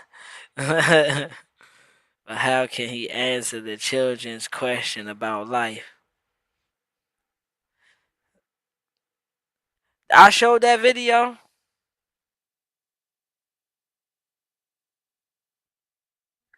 Did I show that video? Yeah, nah, he will though, and that's the thing. That's the thing, Sam Ben. He he's going to he's going. I did okay. He's gonna repent. It must have been one of those. It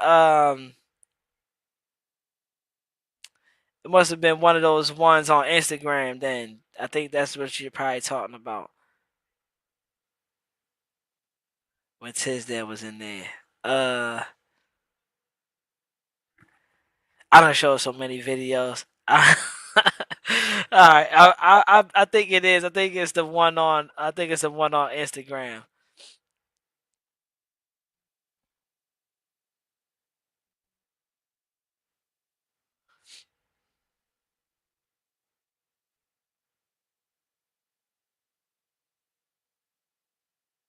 See, Jace was on it too.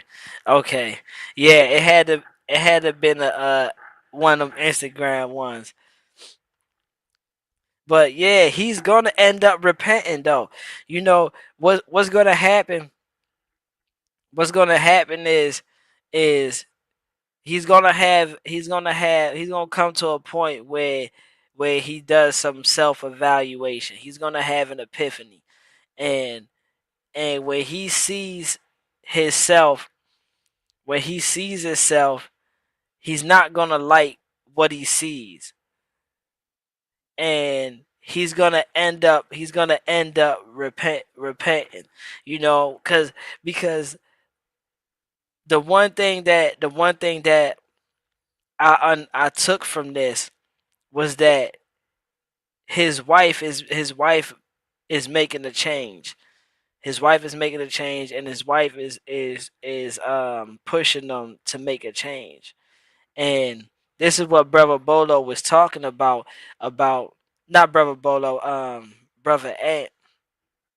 This is what Brother Ant was talking about, was that y'all hold a lot of power, and the women holds a lot of power because what's gonna happen is we're so in love with y'all that we're gonna want to change for the better of y'all, not just for the better of us.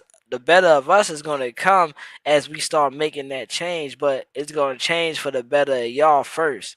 And when I see that I'm making this change, and then it's going to start being, okay, if I did that, let me start doing this now. If I did that, I can do this. And then he's going to start building up instead of always tearing himself down. He's going to start building himself up for a better version.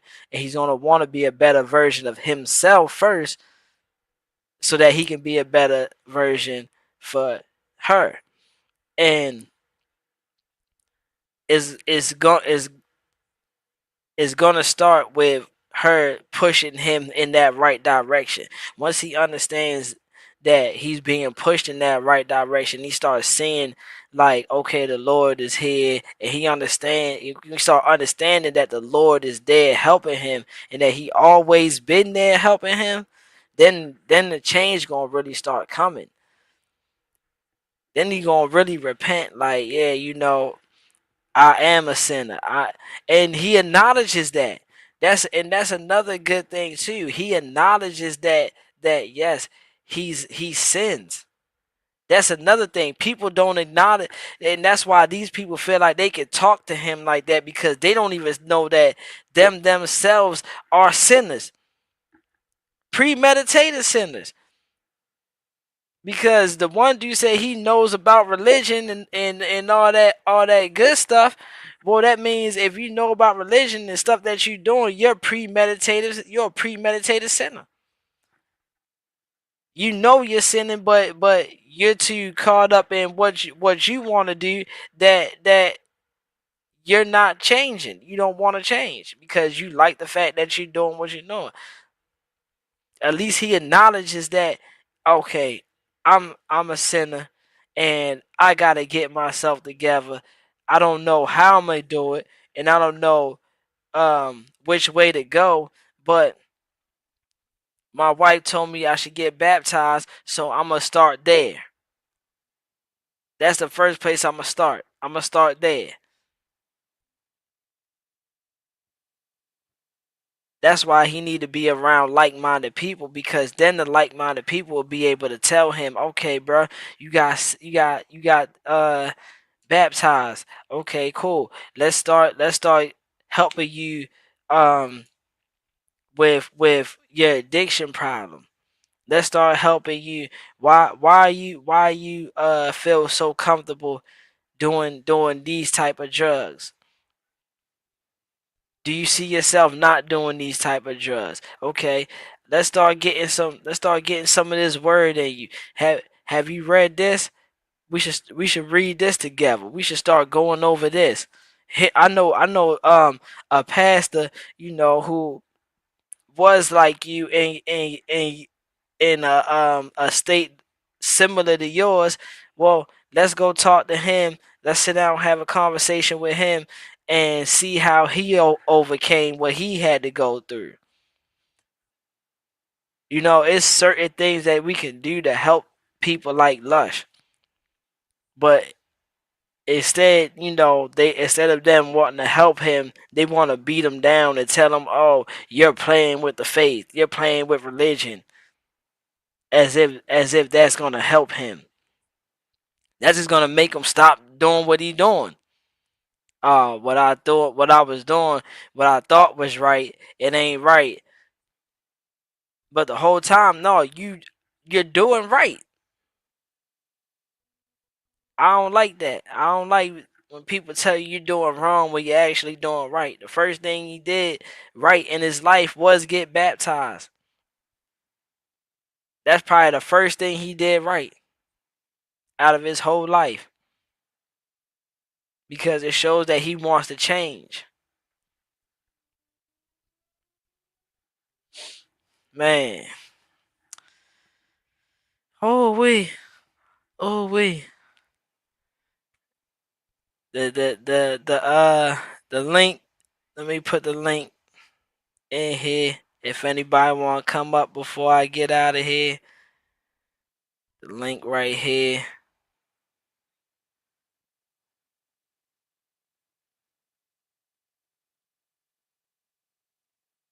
Yeah. They exposing themselves. They exposing themselves.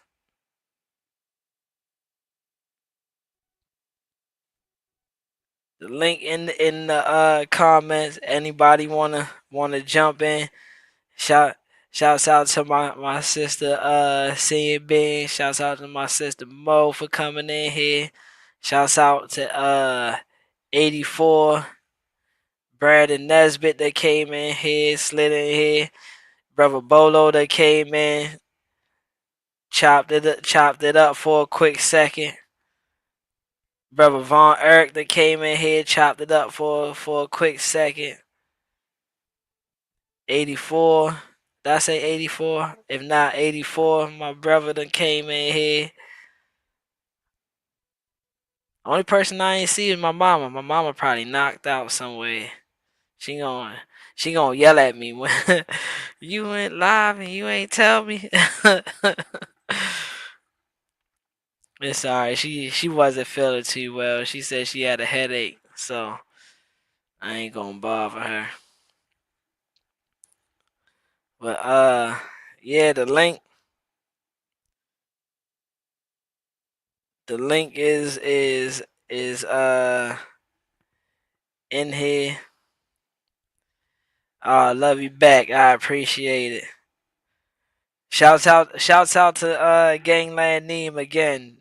If it wasn't for him doing this video, I wouldn't have had nothing to talk about.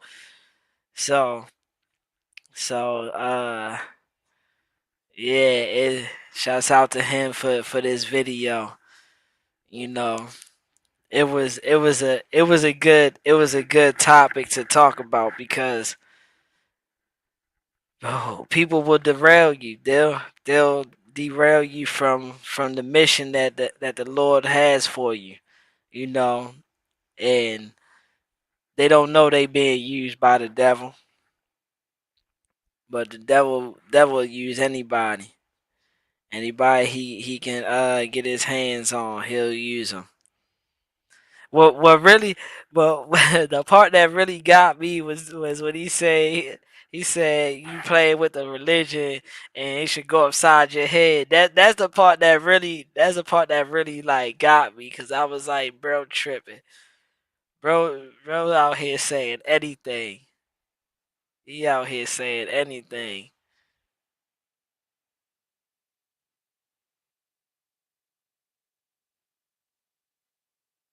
He out here saying, and I want to find that part again, cause I want to hear that part again. For the dialogue. I think you just did it for like Did someone tell you to do it, or were you encouraged to do it? What made you want to get baptized? No, I didn't even know. It. Oh yeah, that's a good question.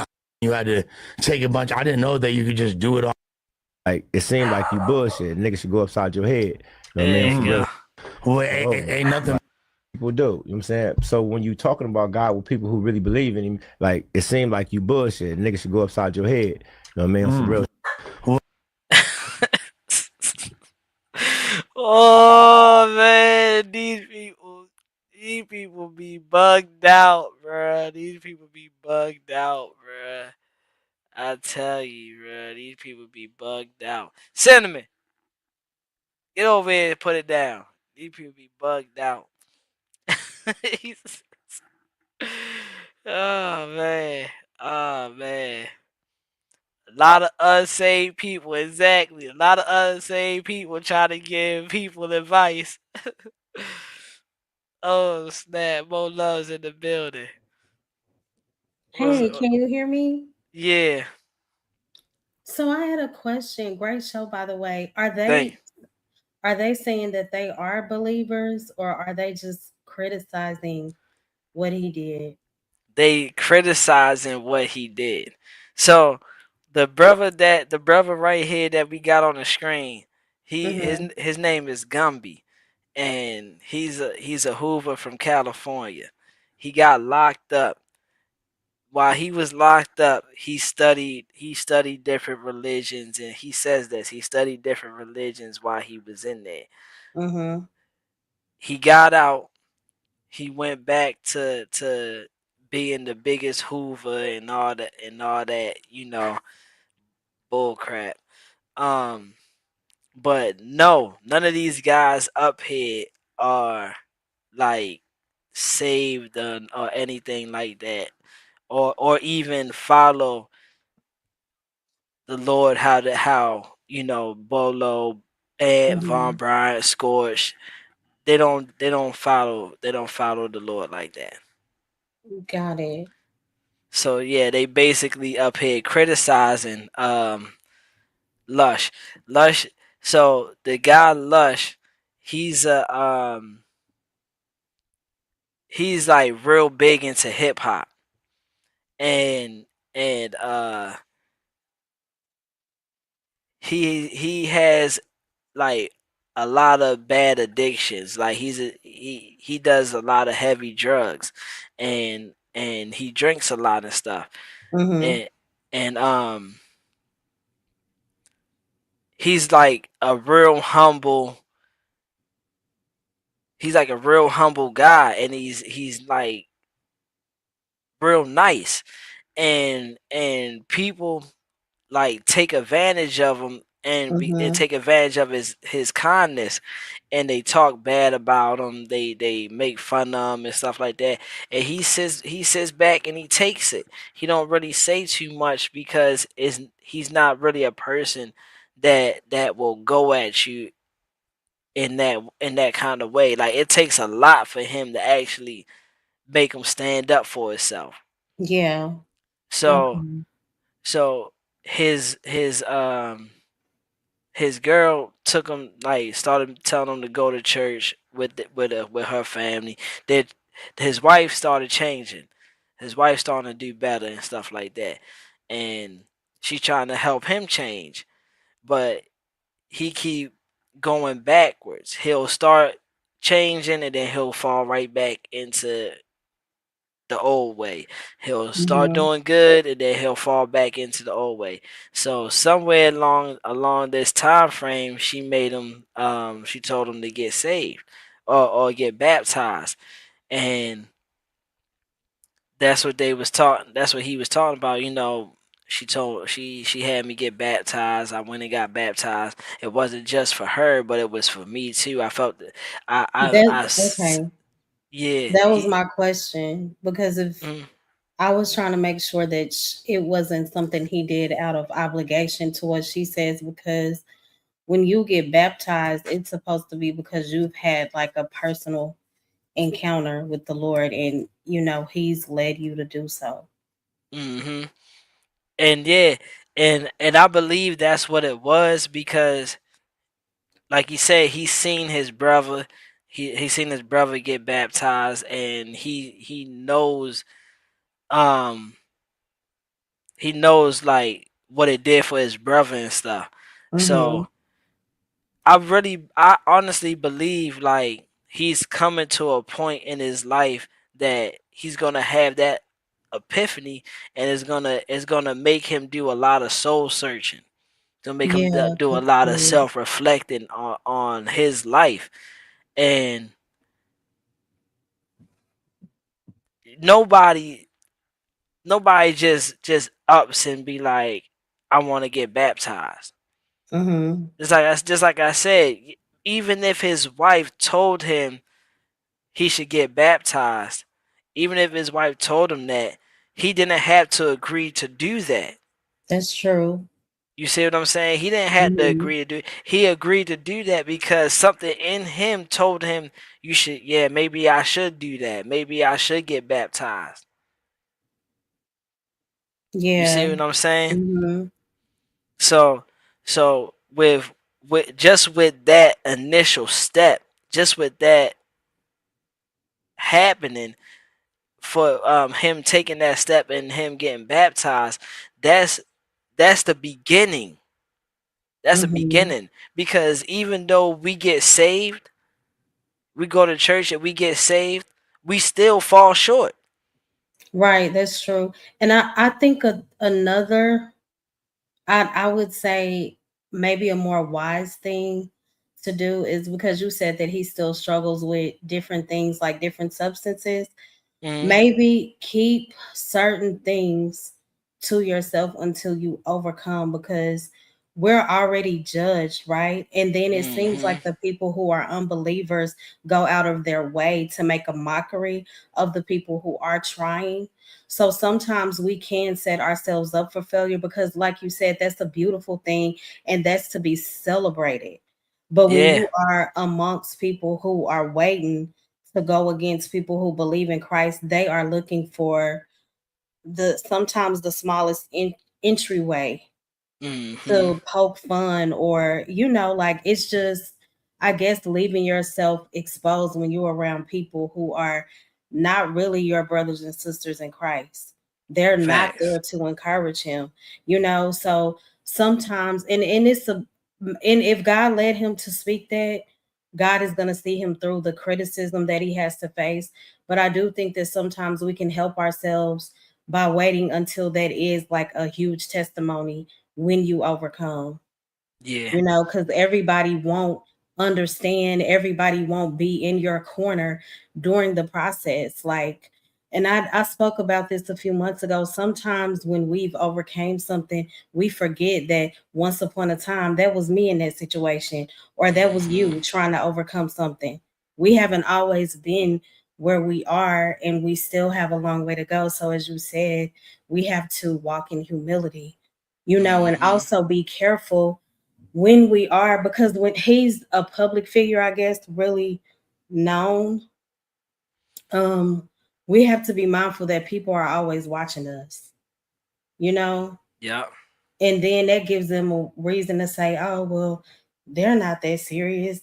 They're still doing basically what we do, you know, and we are called to be set apart. So when you're known and you make mistakes, just keep in mind, like, people are waiting on opportunity to unfortunately judge.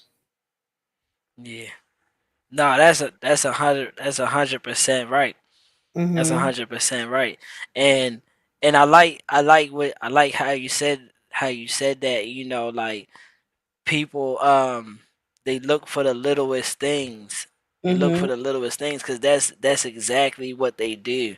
You know, we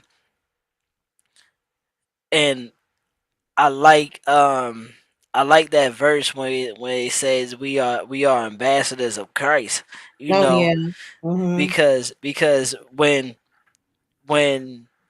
we go out there and we start speaking like this and we start saying these things, you know, although we don't want to be the face in the forefront, that's what we Mm-hmm. are. We are the face in the forefront, you know. Right. So that's why it's important to be amongst like-minded people, be amongst your kind. It's not to say that, oh, um I can't be around sinners and stuff like that. That's not true. We can be around people that have these type of point of views, but the whole point of us having being around these people that have these point of views is that we're supposed to be the face of the company, and we're supposed to give y'all the knowledge so that y'all can come out of that. Mm-hmm. Y'all, they in darkness. That's why in John it says I came witness I came to be witness of the light.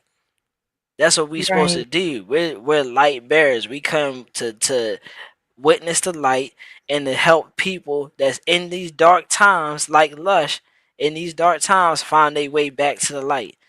We're supposed to be like the guy. We're supposed to be like the guy with the 99 sheep. Mm-hmm. The one guy strayed. We got to go find him and bring him back to the flock. We have to be these type of people. And I think that also speaks to us being mindful of the people that we're around. Yeah, We have to surround ourselves with people that are believers in Christ so that when we do make mistakes, they're there to strengthen lift us, us up. correct us. Yeah. Hmm. Hmm. Nah, say that. Go ahead, keep going. No, I was saying, if he was amongst like people that truly supported him and that were followers of Christ, the response would have been completely different, you know? Exactly. No, for real, real talk. This conversation would have been completely different. Right. Yeah, it wouldn't have been. It wouldn't have been. Oh, you know when you got this, it was supposed to make you a new person.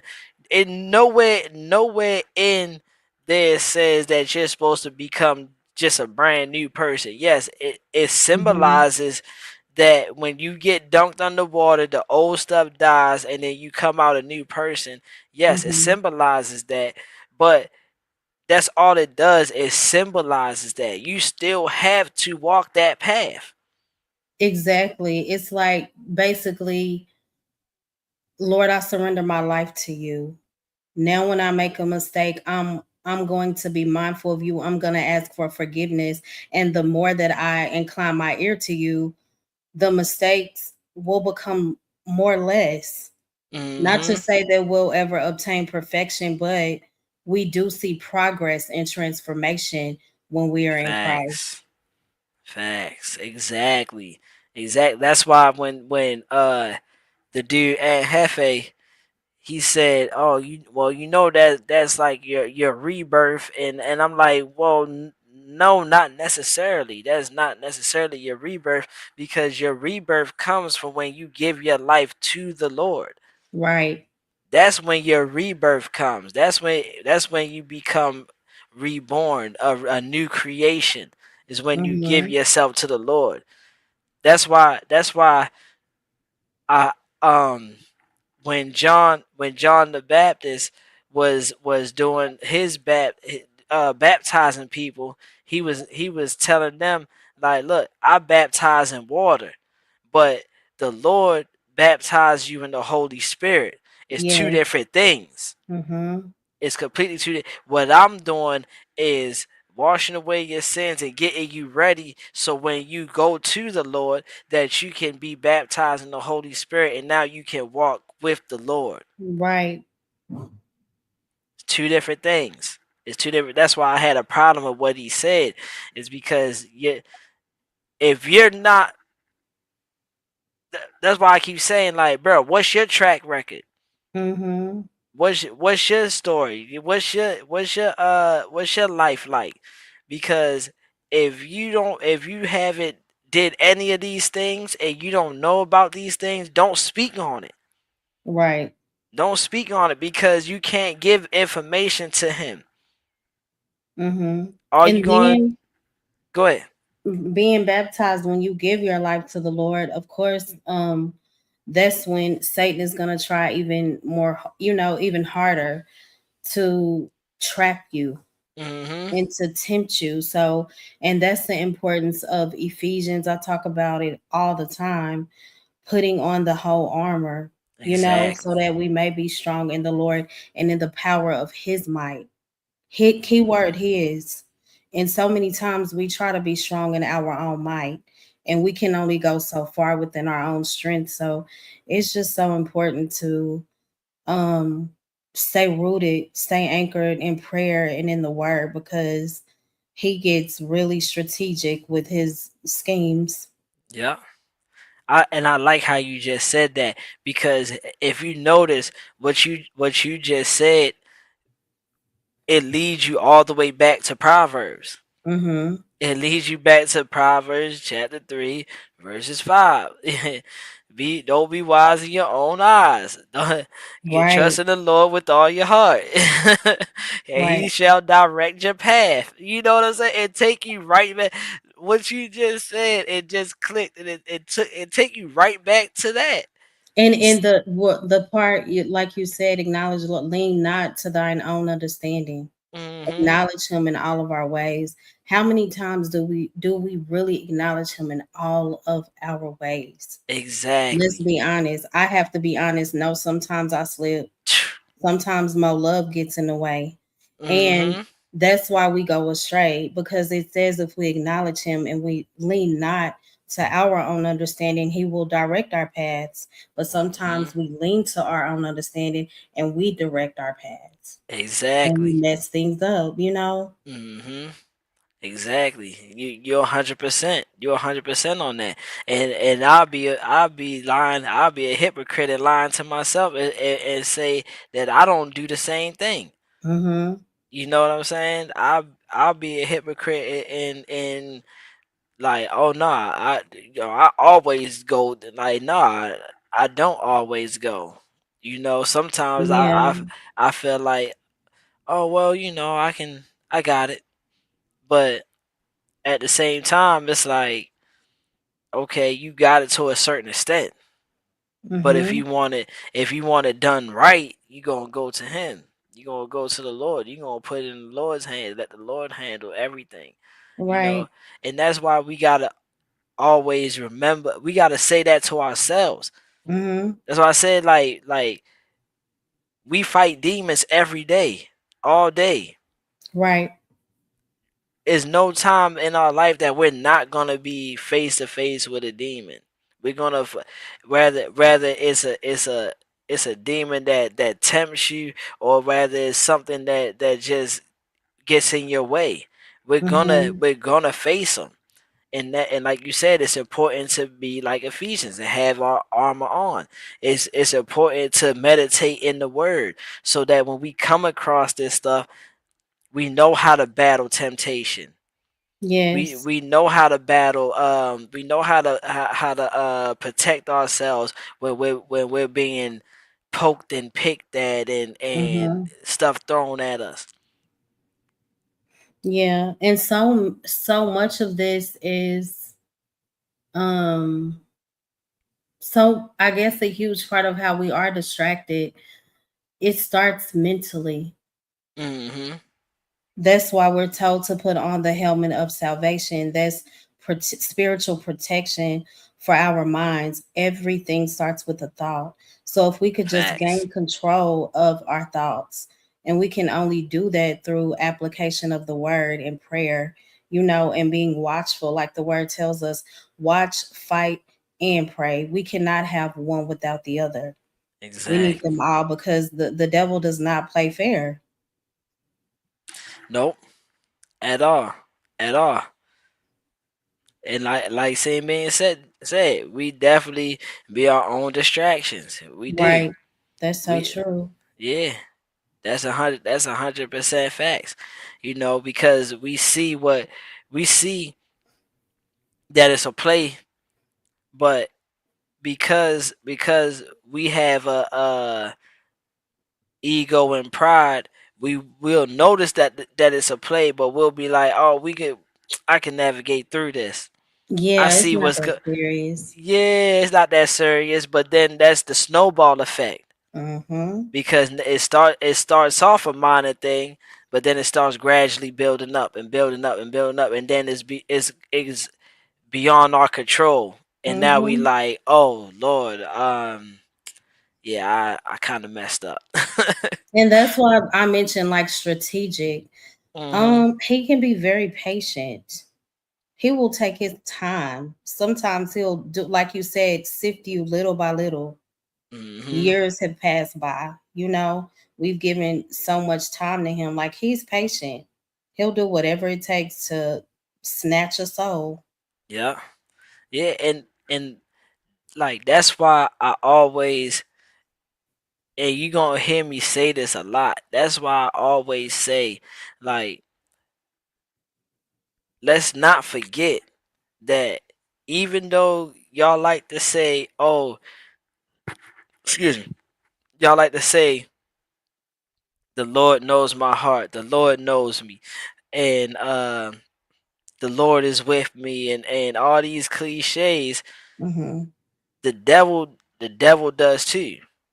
Mm. The devil didn't just pop up out of nowhere and be like, oh, I want to grab this person today. No, he's Mm-hmm. always been there. He he's seen when you came out. He's seen the first time you took your steps.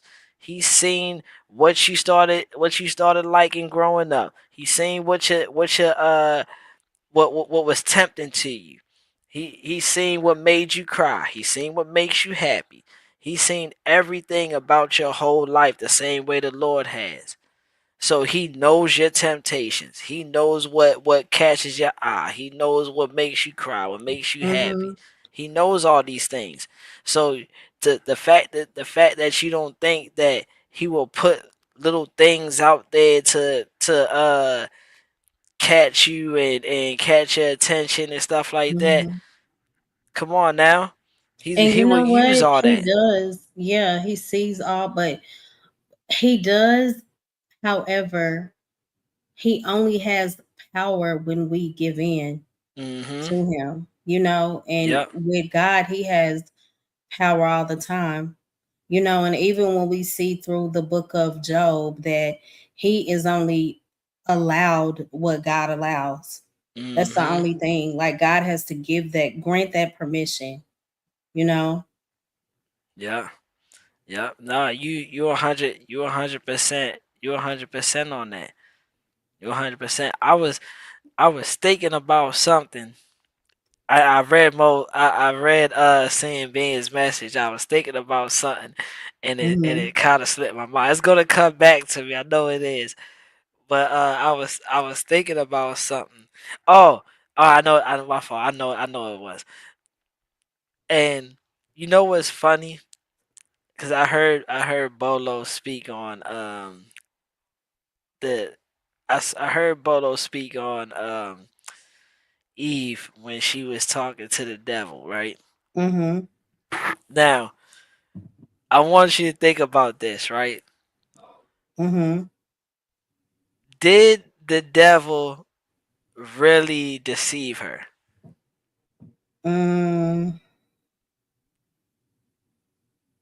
I mean, I would say yeah. She was deceived.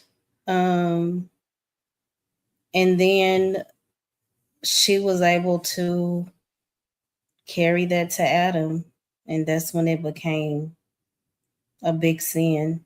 That's when it became an issue because he ultimately sinned against God. All right. All right. So now I'm gonna ask you this: what was the Or deceive? was she, because the instruction was given to Adam? No, no, So no, no, no, no. It ain't got nothing to do with Adam. It don't got nothing to do with Adam. He was a simp. Adam was a simp. He liked Eve too much to tell her no, you tripping. Uh, mhm. but what what did the devil tell her? What did the devil tell her? And I'm asking you this for a reason. I'm asking you this for a reason. So is it such? Are you trying to get Eve to be the blame? No, no, no, no, no. I'm not trying to use women to blame nothing. I, No, I'm saying, are you like? Do you think that Eve was at fault more? I know that people think differently. all right, so all right, I asking you this right because from what I read and what I was getting from it, the devil really didn't deceive her. He sold her something that she didn't understand. I think, but she Be, was deceived because Satan told her that she would not die. So it was she was deceived because um basically Satan twisted God's command. That's deceit. Like telling but her she would not die, but would um I don't know, it was just twisted. It was definitely deception in what he said. but but he also told her that yeah, you won't die, but Mhm. you will gain knowledge. So that's deception. But did she gain knowledge? I mean, that's it's deception. Your original But did question she? was did Satan deceive Eve, right? And he did. The it really all right. So I'm only asking this. I only asked this because I feel like it was a deceitful tactic, but he didn't really deceive her. He gave her the knowledge that he just sold it to her. He sold it in a way that she bought it. So I really don't think it was like like he deceived her in So that kind of way. did she gain knowledge? I would Yeah, say, and listen to me close. I believe that she did gain knowledge. Um and I guess specifically like as far as the experimental knowledge of evil and good. But did she it wasn't the divine wisdom that she expected, which hmm. is deception. So she was deceived. Does that make sense? No, no, no. It does. It does. It does. And I only ask that. I only ask that because like when I'm thinking of it, when I'm thinking of the deceitful part, you know, I'm thinking more along the line like I think more along the line like if he would have told her like, yeah, if you eat this, you will never hunger again. Mm-hmm. And then she ate it and then got knowledge, because that's a deceitful tactic. Yeah. But at the same time, it's like I told you was gonna gain knowledge. I ain't tell you Mm-hmm. you was gonna gain, all the knowledge. I just told you was gonna gain knowledge. You gonna know about evil and good just like the Lord does. The Lord knows about what's So evil and what's good. so I would say that it was still deceitful because um the information was partial. He wasn't clear. He Right. didn't give clarity with that. So there's still a level of deceit in his statement. Yeah. Yeah. I like to ask. I just like to ask that question because I be wanting to hear what people like will really take from that. You know what I'm saying? Mm-hmm. Because that's an important part Right. because and only reason why I asked you that because the devil will use those tactics. He would tell you something that is happening in a way that it sounds like this is a good thing, but it's not. Mm-hmm. You see what I'm saying? So somebody say something to you out the way. You feel some type of way, and in your mind it's like, oh, you need to say something back. But do you have to say something back? No. But we Mm-mm. get caught up in that. You see what I'm saying? Mm-hmm. We get caught up in that, and he uses these little things like that to derail us. He used little things like that to throw us off our game, and the whole Mm-hmm. time that we're thinking that it's just it's just a rebuttal or we're just saying something back, but the whole time he done set that play in motion for a reason. Mm-hmm. And I think discernment is important in scenarios like that because sometimes we are to be silent. It just makes sense. And sometimes the Hmm. truth does not need to be silenced. So you just have to, seek God. Lord, is this Yeah. a time where I should say something? Because I'm not going to like that's something that I deal with. The closer that you become to the Lord, the more sensitive your spirit becomes. So if I am, just around people that's speaking worldly things, I'm going to automatically say, no, well, the Lord God says this. And I know that it's not going to be the popular response, but I always Hmm. want to make sure that I am that light in darkness as God has called us to be, not me, but God's light shows up. Right. It has nothing to do with me. But sometimes it's important for us to speak up because I always say the enemy is bold. He's not quiet. So Hmm. we shouldn't be either in our belief in him. Yeah. No, no, 100%, 100%. We gotta know when, and like you said, we gotta be strong and courageous when we saying the stuff, when we giving this word out and we're talking about the Lord. We gotta be strong and courageous. We can't be timid or Hmm. sound like we don't we're questioning ourselves when we're saying it. Right. It's gotta be out of a place like nah, because this is what the Lord has said. And Right. that's why I said it's not really about Adam, because Adam was, when Adam was presented the food that the fruit that he was presented, he was supposed to immediately like, oh, what you doing with that? You know what I'm saying? Where you get Hmm. that from? Where you get that from? Who told you you can do this? He was supposed to Right. straight be on that time, but it just shows how at times the human can be weak. Right. You see what I'm saying? At times we can be weak, and we can fall victim to stuff like that when we're not in the book, and we're not really like we're moving on our own accord. Right. Yeah, Yep. That's real. that's that's this was definitely interesting. You It know, was. It was really good. So how many times a week do you go live? I'm building a schedule now. I'm building a schedule Okay. now. So yeah, so Mondays and Friday, I'm going to do the reading. Got it. Tuesdays, I'm not really. It all depends. It all depends.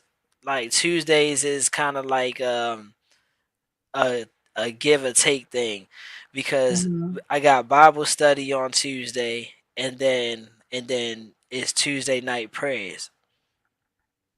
Oh So yeah, it is. Okay. yeah, so I don't want to be up too late on Tuesdays. Mm-hmm. But Wednesday I do Bible study recap.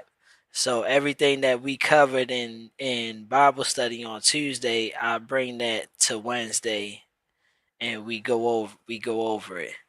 Um Thursday now for Thursday, I'm starting Faith and Growth on Thursdays. It's gonna be Thursday night Faith and Growth. Oh, And that's cool. yeah, yeah, I thank you, I appreciate it. And it's kinda like what Bolo was doing on Friday with Mm-hmm. getting videos and playing the videos and stuff, and we talk about it. So what you seen us do on Tuesday with those 3 videos that I showed, Mm-hmm. we just moving that from Tuesday to Thursday. Got it. So Okay. yeah. And then like I said, Friday I'ma do a read before Friday testimony. So Cool. So yeah. you are very active on your channel. Yeah, I'm becoming like more active now. Now Mm-hmm. that I found my lane. So Yeah. that's all I was trying to figure out is like what kind of lane I should be in, and then What do you mean as far as like if you wanted to pursue like doing the word every day or just what you yeah, just content, just okay. yeah, just content. Cause I was doing nobody. I ain't gonna say don't watch my old videos, but I just have before some of them. yeah, I already say just some of my older videos. I was wild, Mhm. but you can see like if you do watch my older videos, you'll see the progression, and because I was covering stuff, and I was like, this is not me. I always Yeah, felt I like get this is it. not me, Hmm. and yeah, once I started working in the Lord's favor and in the Lord's will, that's when I started doing this, and Hmm. I commend you and Bolo and Scorch and VB and Brother Ant. I commend y'all because, and I give y'all homage because just watching y'all is what helped me want to do this as well. Just I seeing, thank God I'm still learning, still growing. yeah, but you got an awesome show. You got an awesome show. I listened to one of the joints while I was at work. It was like 4 hours. Oh yeah, that's short. Yeah, Well, that's the norm. Sometimes we'll do like 8. I think the yeah, longest we did was like 9 one time. yeah. Y'all be up all night. But I get it. I get it because of your time zone and stuff is a Hmm. little different from mine. So yeah, But I'm gonna start being on time, and I hopefully I don't, I don't plan to go do long 7, 8, 9 hours like that. That just yeah. happens every once in a while. Y'all be having some good conversations though. Thank So you. yeah, y'all be having some good conversations.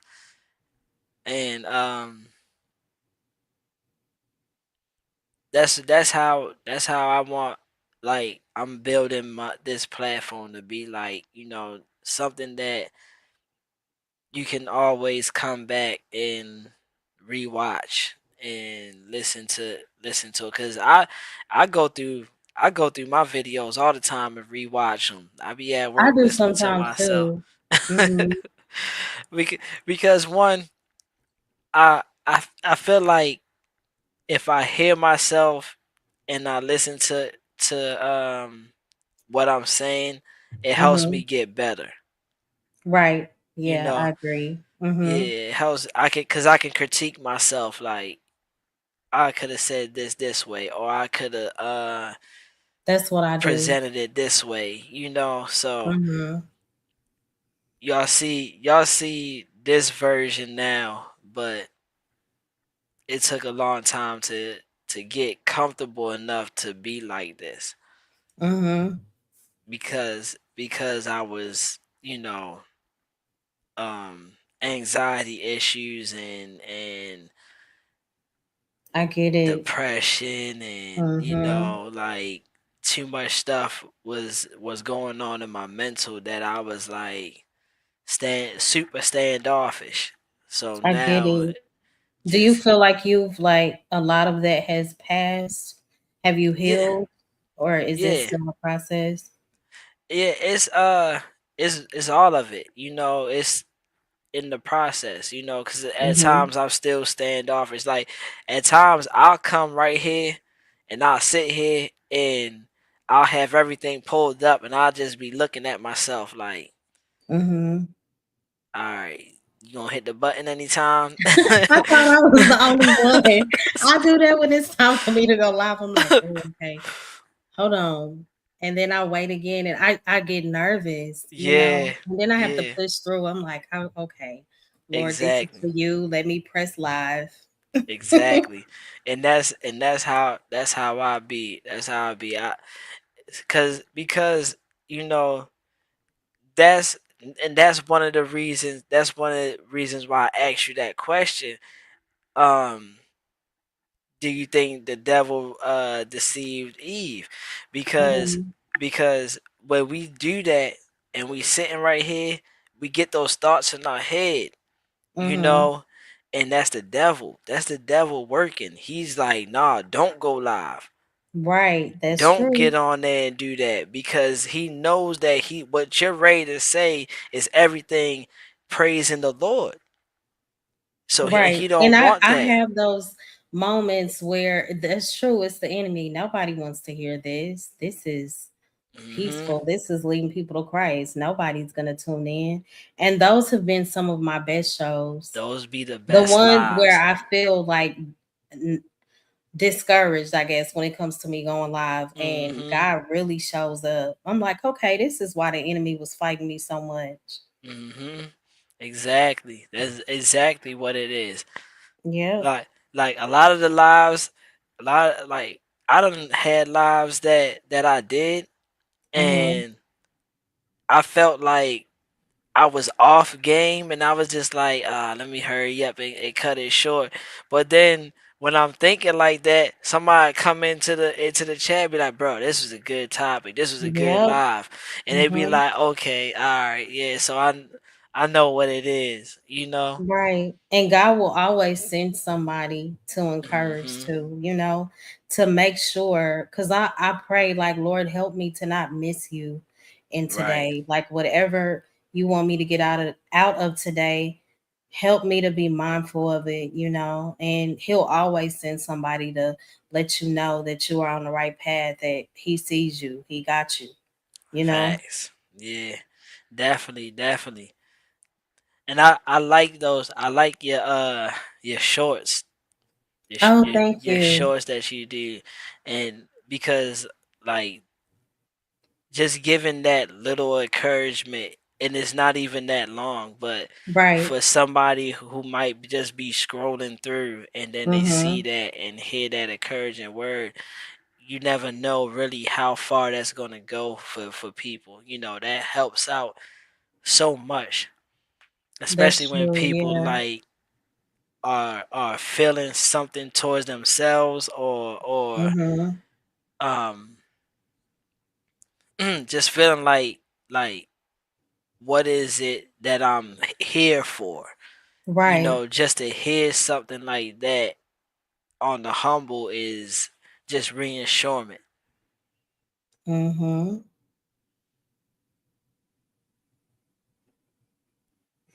Yep, that's so true. I think it's so Mm, important that we spread peace, God, love. There are so many distractions and so many reasons for us to be discouraged and to be sad or be angry. So we have to also work overtime and just strengthening the kingdom, and that's spreading the word, being Facts. the example, hmm That's and that's funny you said that. That's like the whole concept of the mustard seed and the parable. The parable of the mustard seed.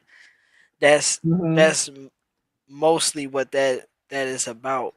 Us spreading the word, spreading the seed, and then us spreading the seed to other people so that they can spread the seed to other people, and so forth and so on. And then by the time you realize it, we done built the whole kingdom out Yes. of something very small. hmm You I see what I I'm just saying? my goal is just to encourage people to really gain a personal relationship with the Lord, because life is already has its challenges when you know Christ. So just imagine with like not having him. Imagine hmm trying to live a life without him, you know? Yeah. Nah, for And real. I just you were talking about faith. It reminded me of when I was going through something health wise, and I just did not think that I was gonna come out of it.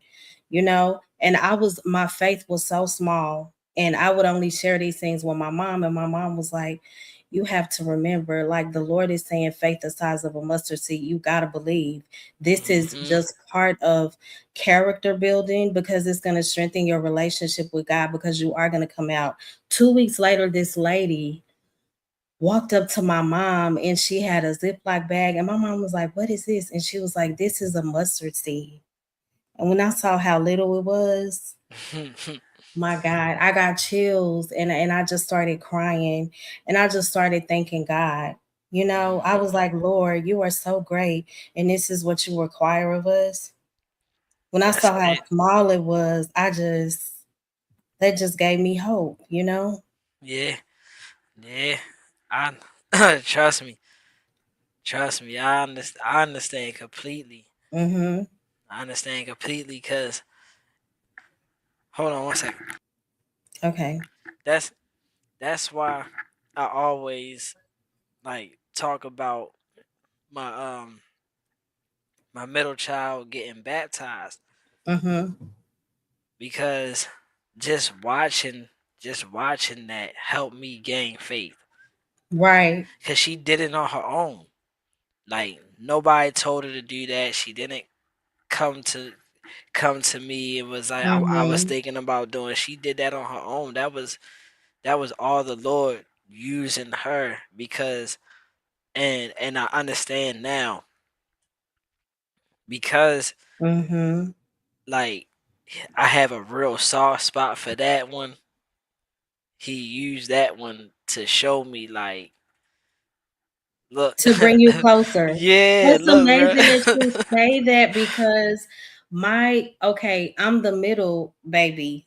hmm And my dad always said, like, God always gets my attention through you. Like, there have been certain situations where he always basically said, like, God spoke to him through me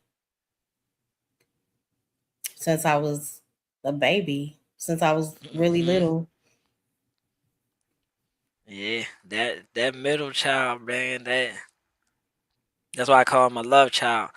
that Mm-hmm. that that middle child, Oh, I always like have a super soft spot for, I and know she even is when just so sweet and loving. Of course, she's the oh yeah, middle. oh yeah, when the other two run to their mother and be with their mother and stuff. Salute Smitty's in the building. Hey, What's up, Smitty. Smitty? When they run to the mother and be all up on the mother, she come to me like, Oh, yeah, she's a daddy's girl. she really is. hmm And like that was she was the one that I really like started changing and gaining patience, and she was the one. So my Yeah. my first child, my oldest child, she's a lot like how I used to be. Mm-hmm. And she's like very strong and independent and Your oldest daughter? rough. She's rough around the edges at times.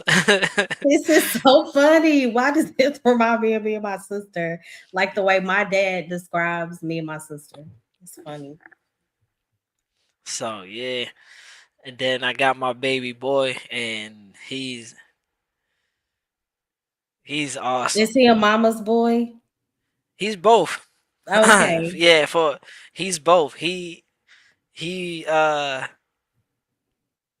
he's yes, he goes to his mother a lot and is with her a lot and up under her a lot. But then Mm-hmm. at times like we hang up all night chilling and you know, Oh, like yeah, he's that's both cool. for real. He and then like when I might get mad at him or something, or I might say something to him, and he'd be like, "Bro, I thought we was brothers." How old is he? He's 6 now. Oh, I missed that age. Yeah, he be like, "I thought we was brothers." I'm like, "Come on, bro." He always get me with that. Then I be That is like, so funny. "Hey, you know you my brother, bro." Like, My youngest son is 14, and it just seems like just a year ago he was still, Mom, are we gonna watch a movie tonight? All the hugs in the world. And now hmm it's like I get hugs, but I have to ask. Where he used to just offer. right. I'm just like, oh my gosh. And my oldest is 17. Yeah, the time just flew by. Yeah. Yeah, for real. My my oldest Ray be 14. I'm Okay. yeah, I am not ready for these years coming up, bro. But Right. but you know, and this the best part about my wife because Mm-hmm. she always like tells me like, bro, you going you gonna have to learn how to navigate. Like you Mm-hmm. can't just be stern all the time. You gonna have to loosen up a little bit. I know they your kids, but you gonna have to loosen up a little bit. Like And that's the she's getting in beauty. that age. Mm-hmm. You know, That's the she. beauty of husband and wife, like, because your wife can be there to remind you, like you said, hmm it's okay to loosen up a little. And then on the flip side, we need that the men who think logically and not so much emotionally. You Right, God put both together for a reason. right. That balance is so important. Yeah, it definitely is. So like a lot of times she'll um she'll tell me things and then I be like, oh, but then I know why she's saying it, So then Right. Mm-hmm. I'm like, all right, because it took us a second to like it took us a little minute to actually get understanding, Mm-hmm. Right. and once she started understanding, like, okay, he's doing the father role, Yeah. then she started like, all right, I don't have to be so guarded around, because Right. because she didn't understand, like, I'm only acting like this because I remember how my father used to act, Mm-hmm. and I'm doing what my father used to do for Mm-hmm. me. So I don't want to be so stern, but that's the only way I know how to be because that's the only thing I seen. Mm-hmm. I So understand. so once she understood that, then she I started to learn, like, okay, she feels like this because you're too stern. and she's trying to tell you sometimes you gotta soften your heart some. Mm-hmm. And it took me a while to understand, like, okay, how to soften my heart, you know. So now when I started understanding how to soften my heart, now she come to me all the time. Yeah, because Oh, that's this good. boy like me, and I'll be like, I don't know if I like him. I'll be like, oh Lord, it's not time for that yet. But This is the oldest one. yeah, It's normal for her to be attracted to boys, as long as it doesn't go hmm beyond the like right now, yeah. hmm So yeah, I'm preparing myself for high school times, and I'm My dad wasn't having it though. I'm not gonna even lie. no If he would have father. heard that at 13 and 14, we knew not to say that. So Right. that's what I'm saying. You're not too strict. I feel like my dad was, like hmm it was against the law to like a boy. And I remember I was dating some guy. It was my senior year. I was about to turn 18. And my dad picked up that phone because we would sneak on the phone. And then my dad got smart. He got a phone in the living room where if anybody picked it up, if anybody was on another phone, that phone would light up. So he would see if we were on the phone. And then me and my sister got smart. She was like, unplug the phone when daddy go to sleep. So we would unplug that phone. But one night my dad heard me on the phone and he was like, son, what's your name? And then the guy said it, and my dad was like, Mo is not accepting phone calls. She cannot talk to boys.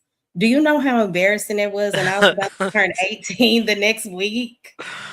Oh man, It was a mess.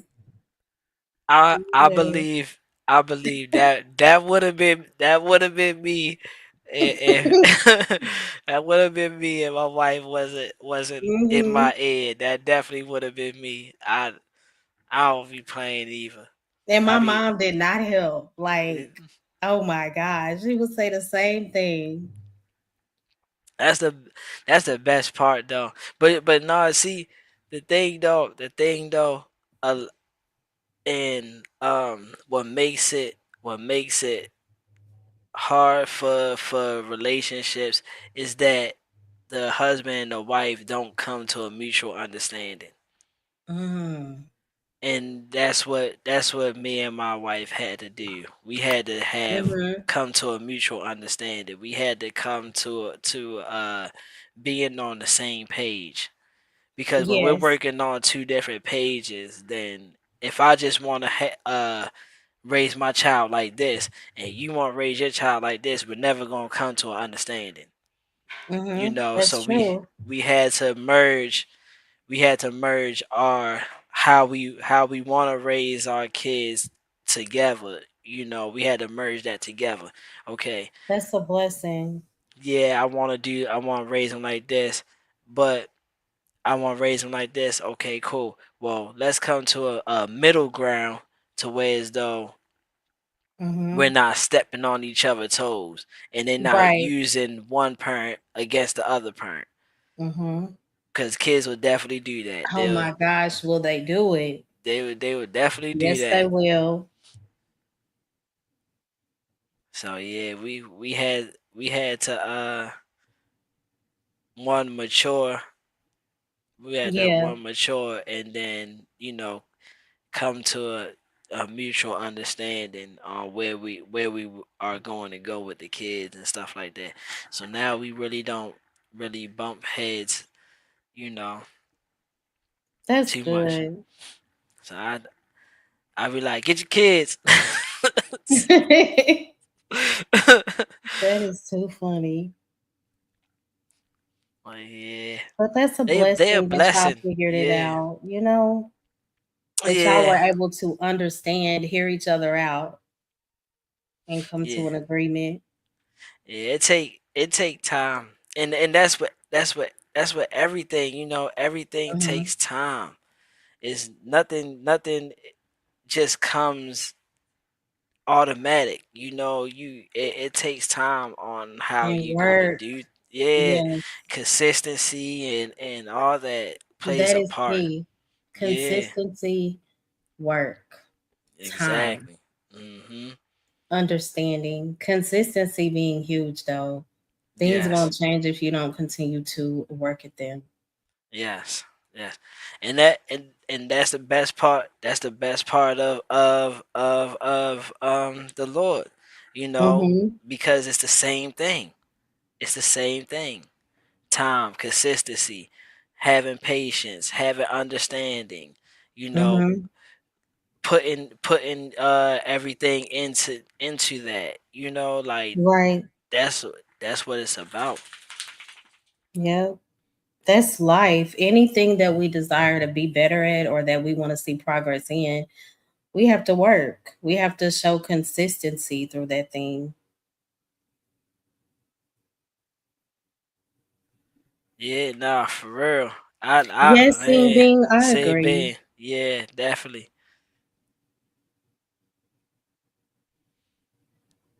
Exactly. We don't. Yeah, I get it. That's a good point. Hmm. Yeah, we don't want to. Nobody wants to go through that. But see, the one the one thing though, the one thing is acknowledging that this is what it is and not holding that against her. Mm-hmm. Because holding stuff against the kid, and that's what I get from Bolo's analogy when he says you tell the kid not to go into 12 feet and then he does, and then you just do you dive in or do you stand right there like I told you not to go over there, you know that's that's what I feel like that Mm-hmm. is acknowledging it and not holding against her, but teaching her how to navigate now through that. Yeah. Because I remember like I would get frustrated at my daughter for doing certain things, but then once I stopped like yelling at her and fussing at her, and then I just Mm-hmm. started talking to her. I Yes. started talking Yes. to her and explaining things to her, and then just letting her know like, hey, look, you're messing up, and this is how you're messing up, and this is how you should do this. Instead of doing it like this, you should try like this. When I started doing that, then I started getting a different response from her. Absolutely. Mm-hmm. At times she do get mad, like cause I'm the way I'm talking to her, but at the same time, it's like, look, I'm talking to you and I'm saying this to you, and just know that when you get out there in the world, it's gonna be said a whole different way. Like you're Yes, it gonna is. you're gonna you really might hear something that you don't need to hear, so you might want to hear it from me this way, so that Mm-hmm. you could get used to being talked to, it when you get out there. So yeah, Yeah, she learns quick, bro. I was that's good. How old is the middle baby? 10. Okay. Yeah, I had 13. She ready to be 14. Then I got a 10-year-old and I got a 6-year-old. Okay. My daggone dog. She's such a baby. What kind of This dog mother is baby. that? American Pit Bull. Oh, I don't play with those. Nobody does. Yeah, this my shadow. When I move, she Mhm. move. That's why she all on me Yeah. like that. She can't stand one. I would be so nervous. She nice at Mm. times. at times. That's why her name's Cinnamon. That's why her name's Okay. Cinnamon. Yeah. She fits the name perfect. Like you cinnamon, when you put it in some things it could be sweet. Then you put Hmm. in other things it could be spicy. So it's like depending on what it is. My mom and dad have a German Shepherd. Oh, they already know when I come over, put her up. My mom called yesterday. She said, um, she had 7 puppies. I was like, Oh, jeez. okay, what are y'all gonna do with the puppies? So they're trying to decide that now.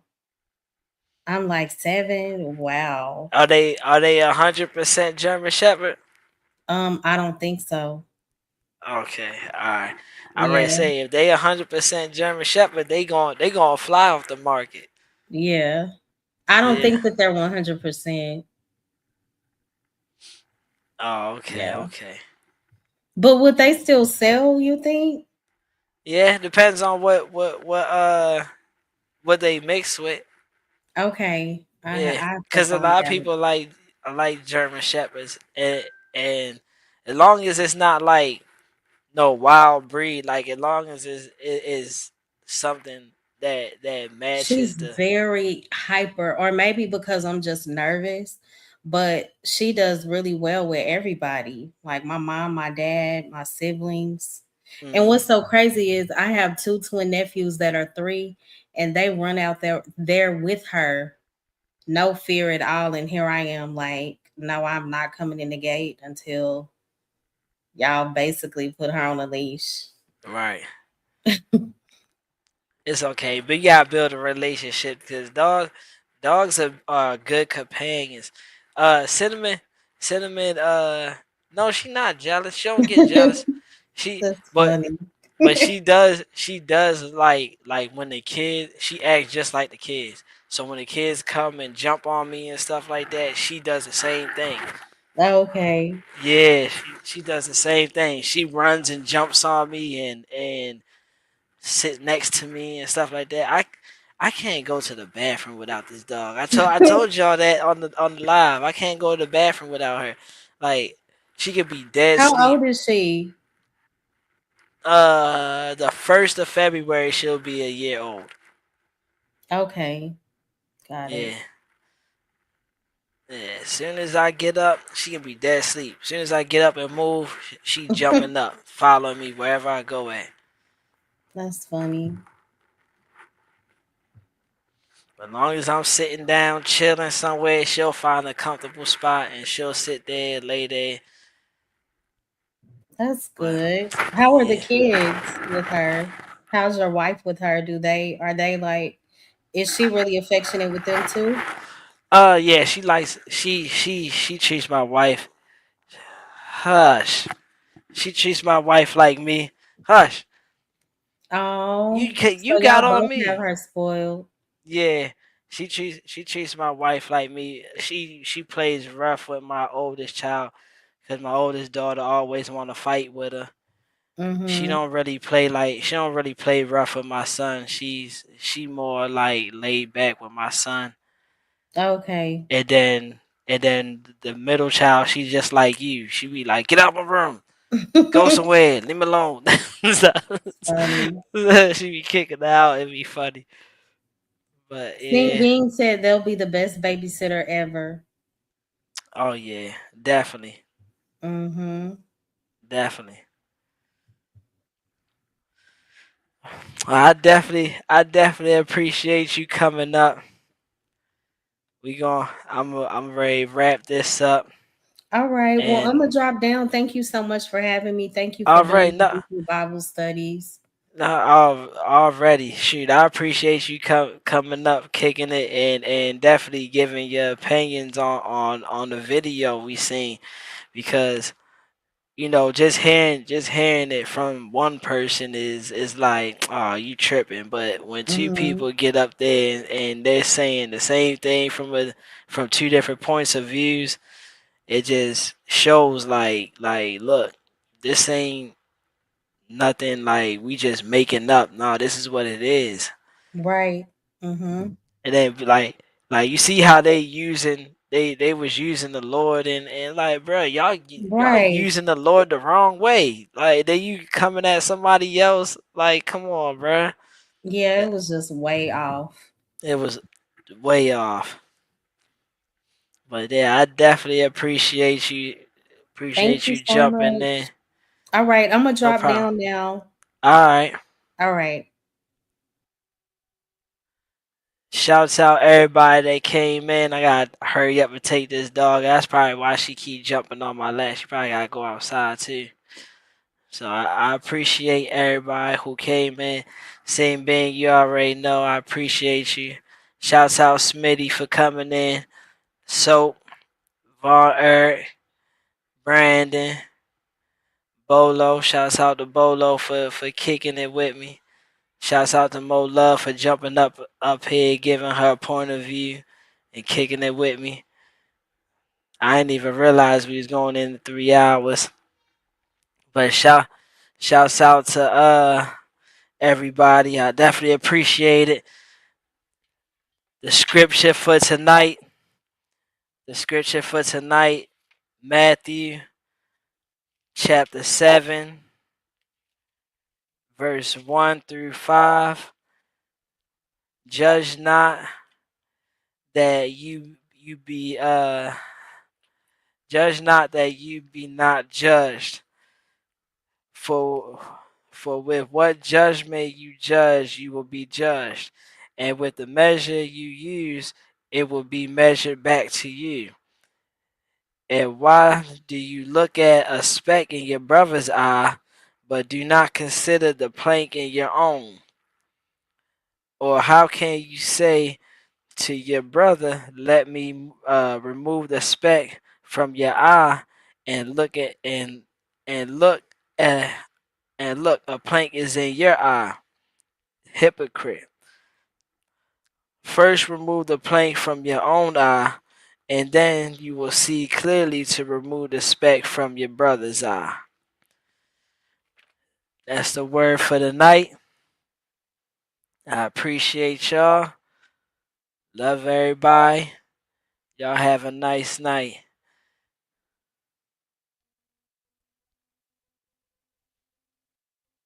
Three hours is definitely A-OK. Alright, shouts out everybody. Catch y'all on the next one. Oh, shouts out to Neem too. Shouts out to my brother Neem for letting me use his content.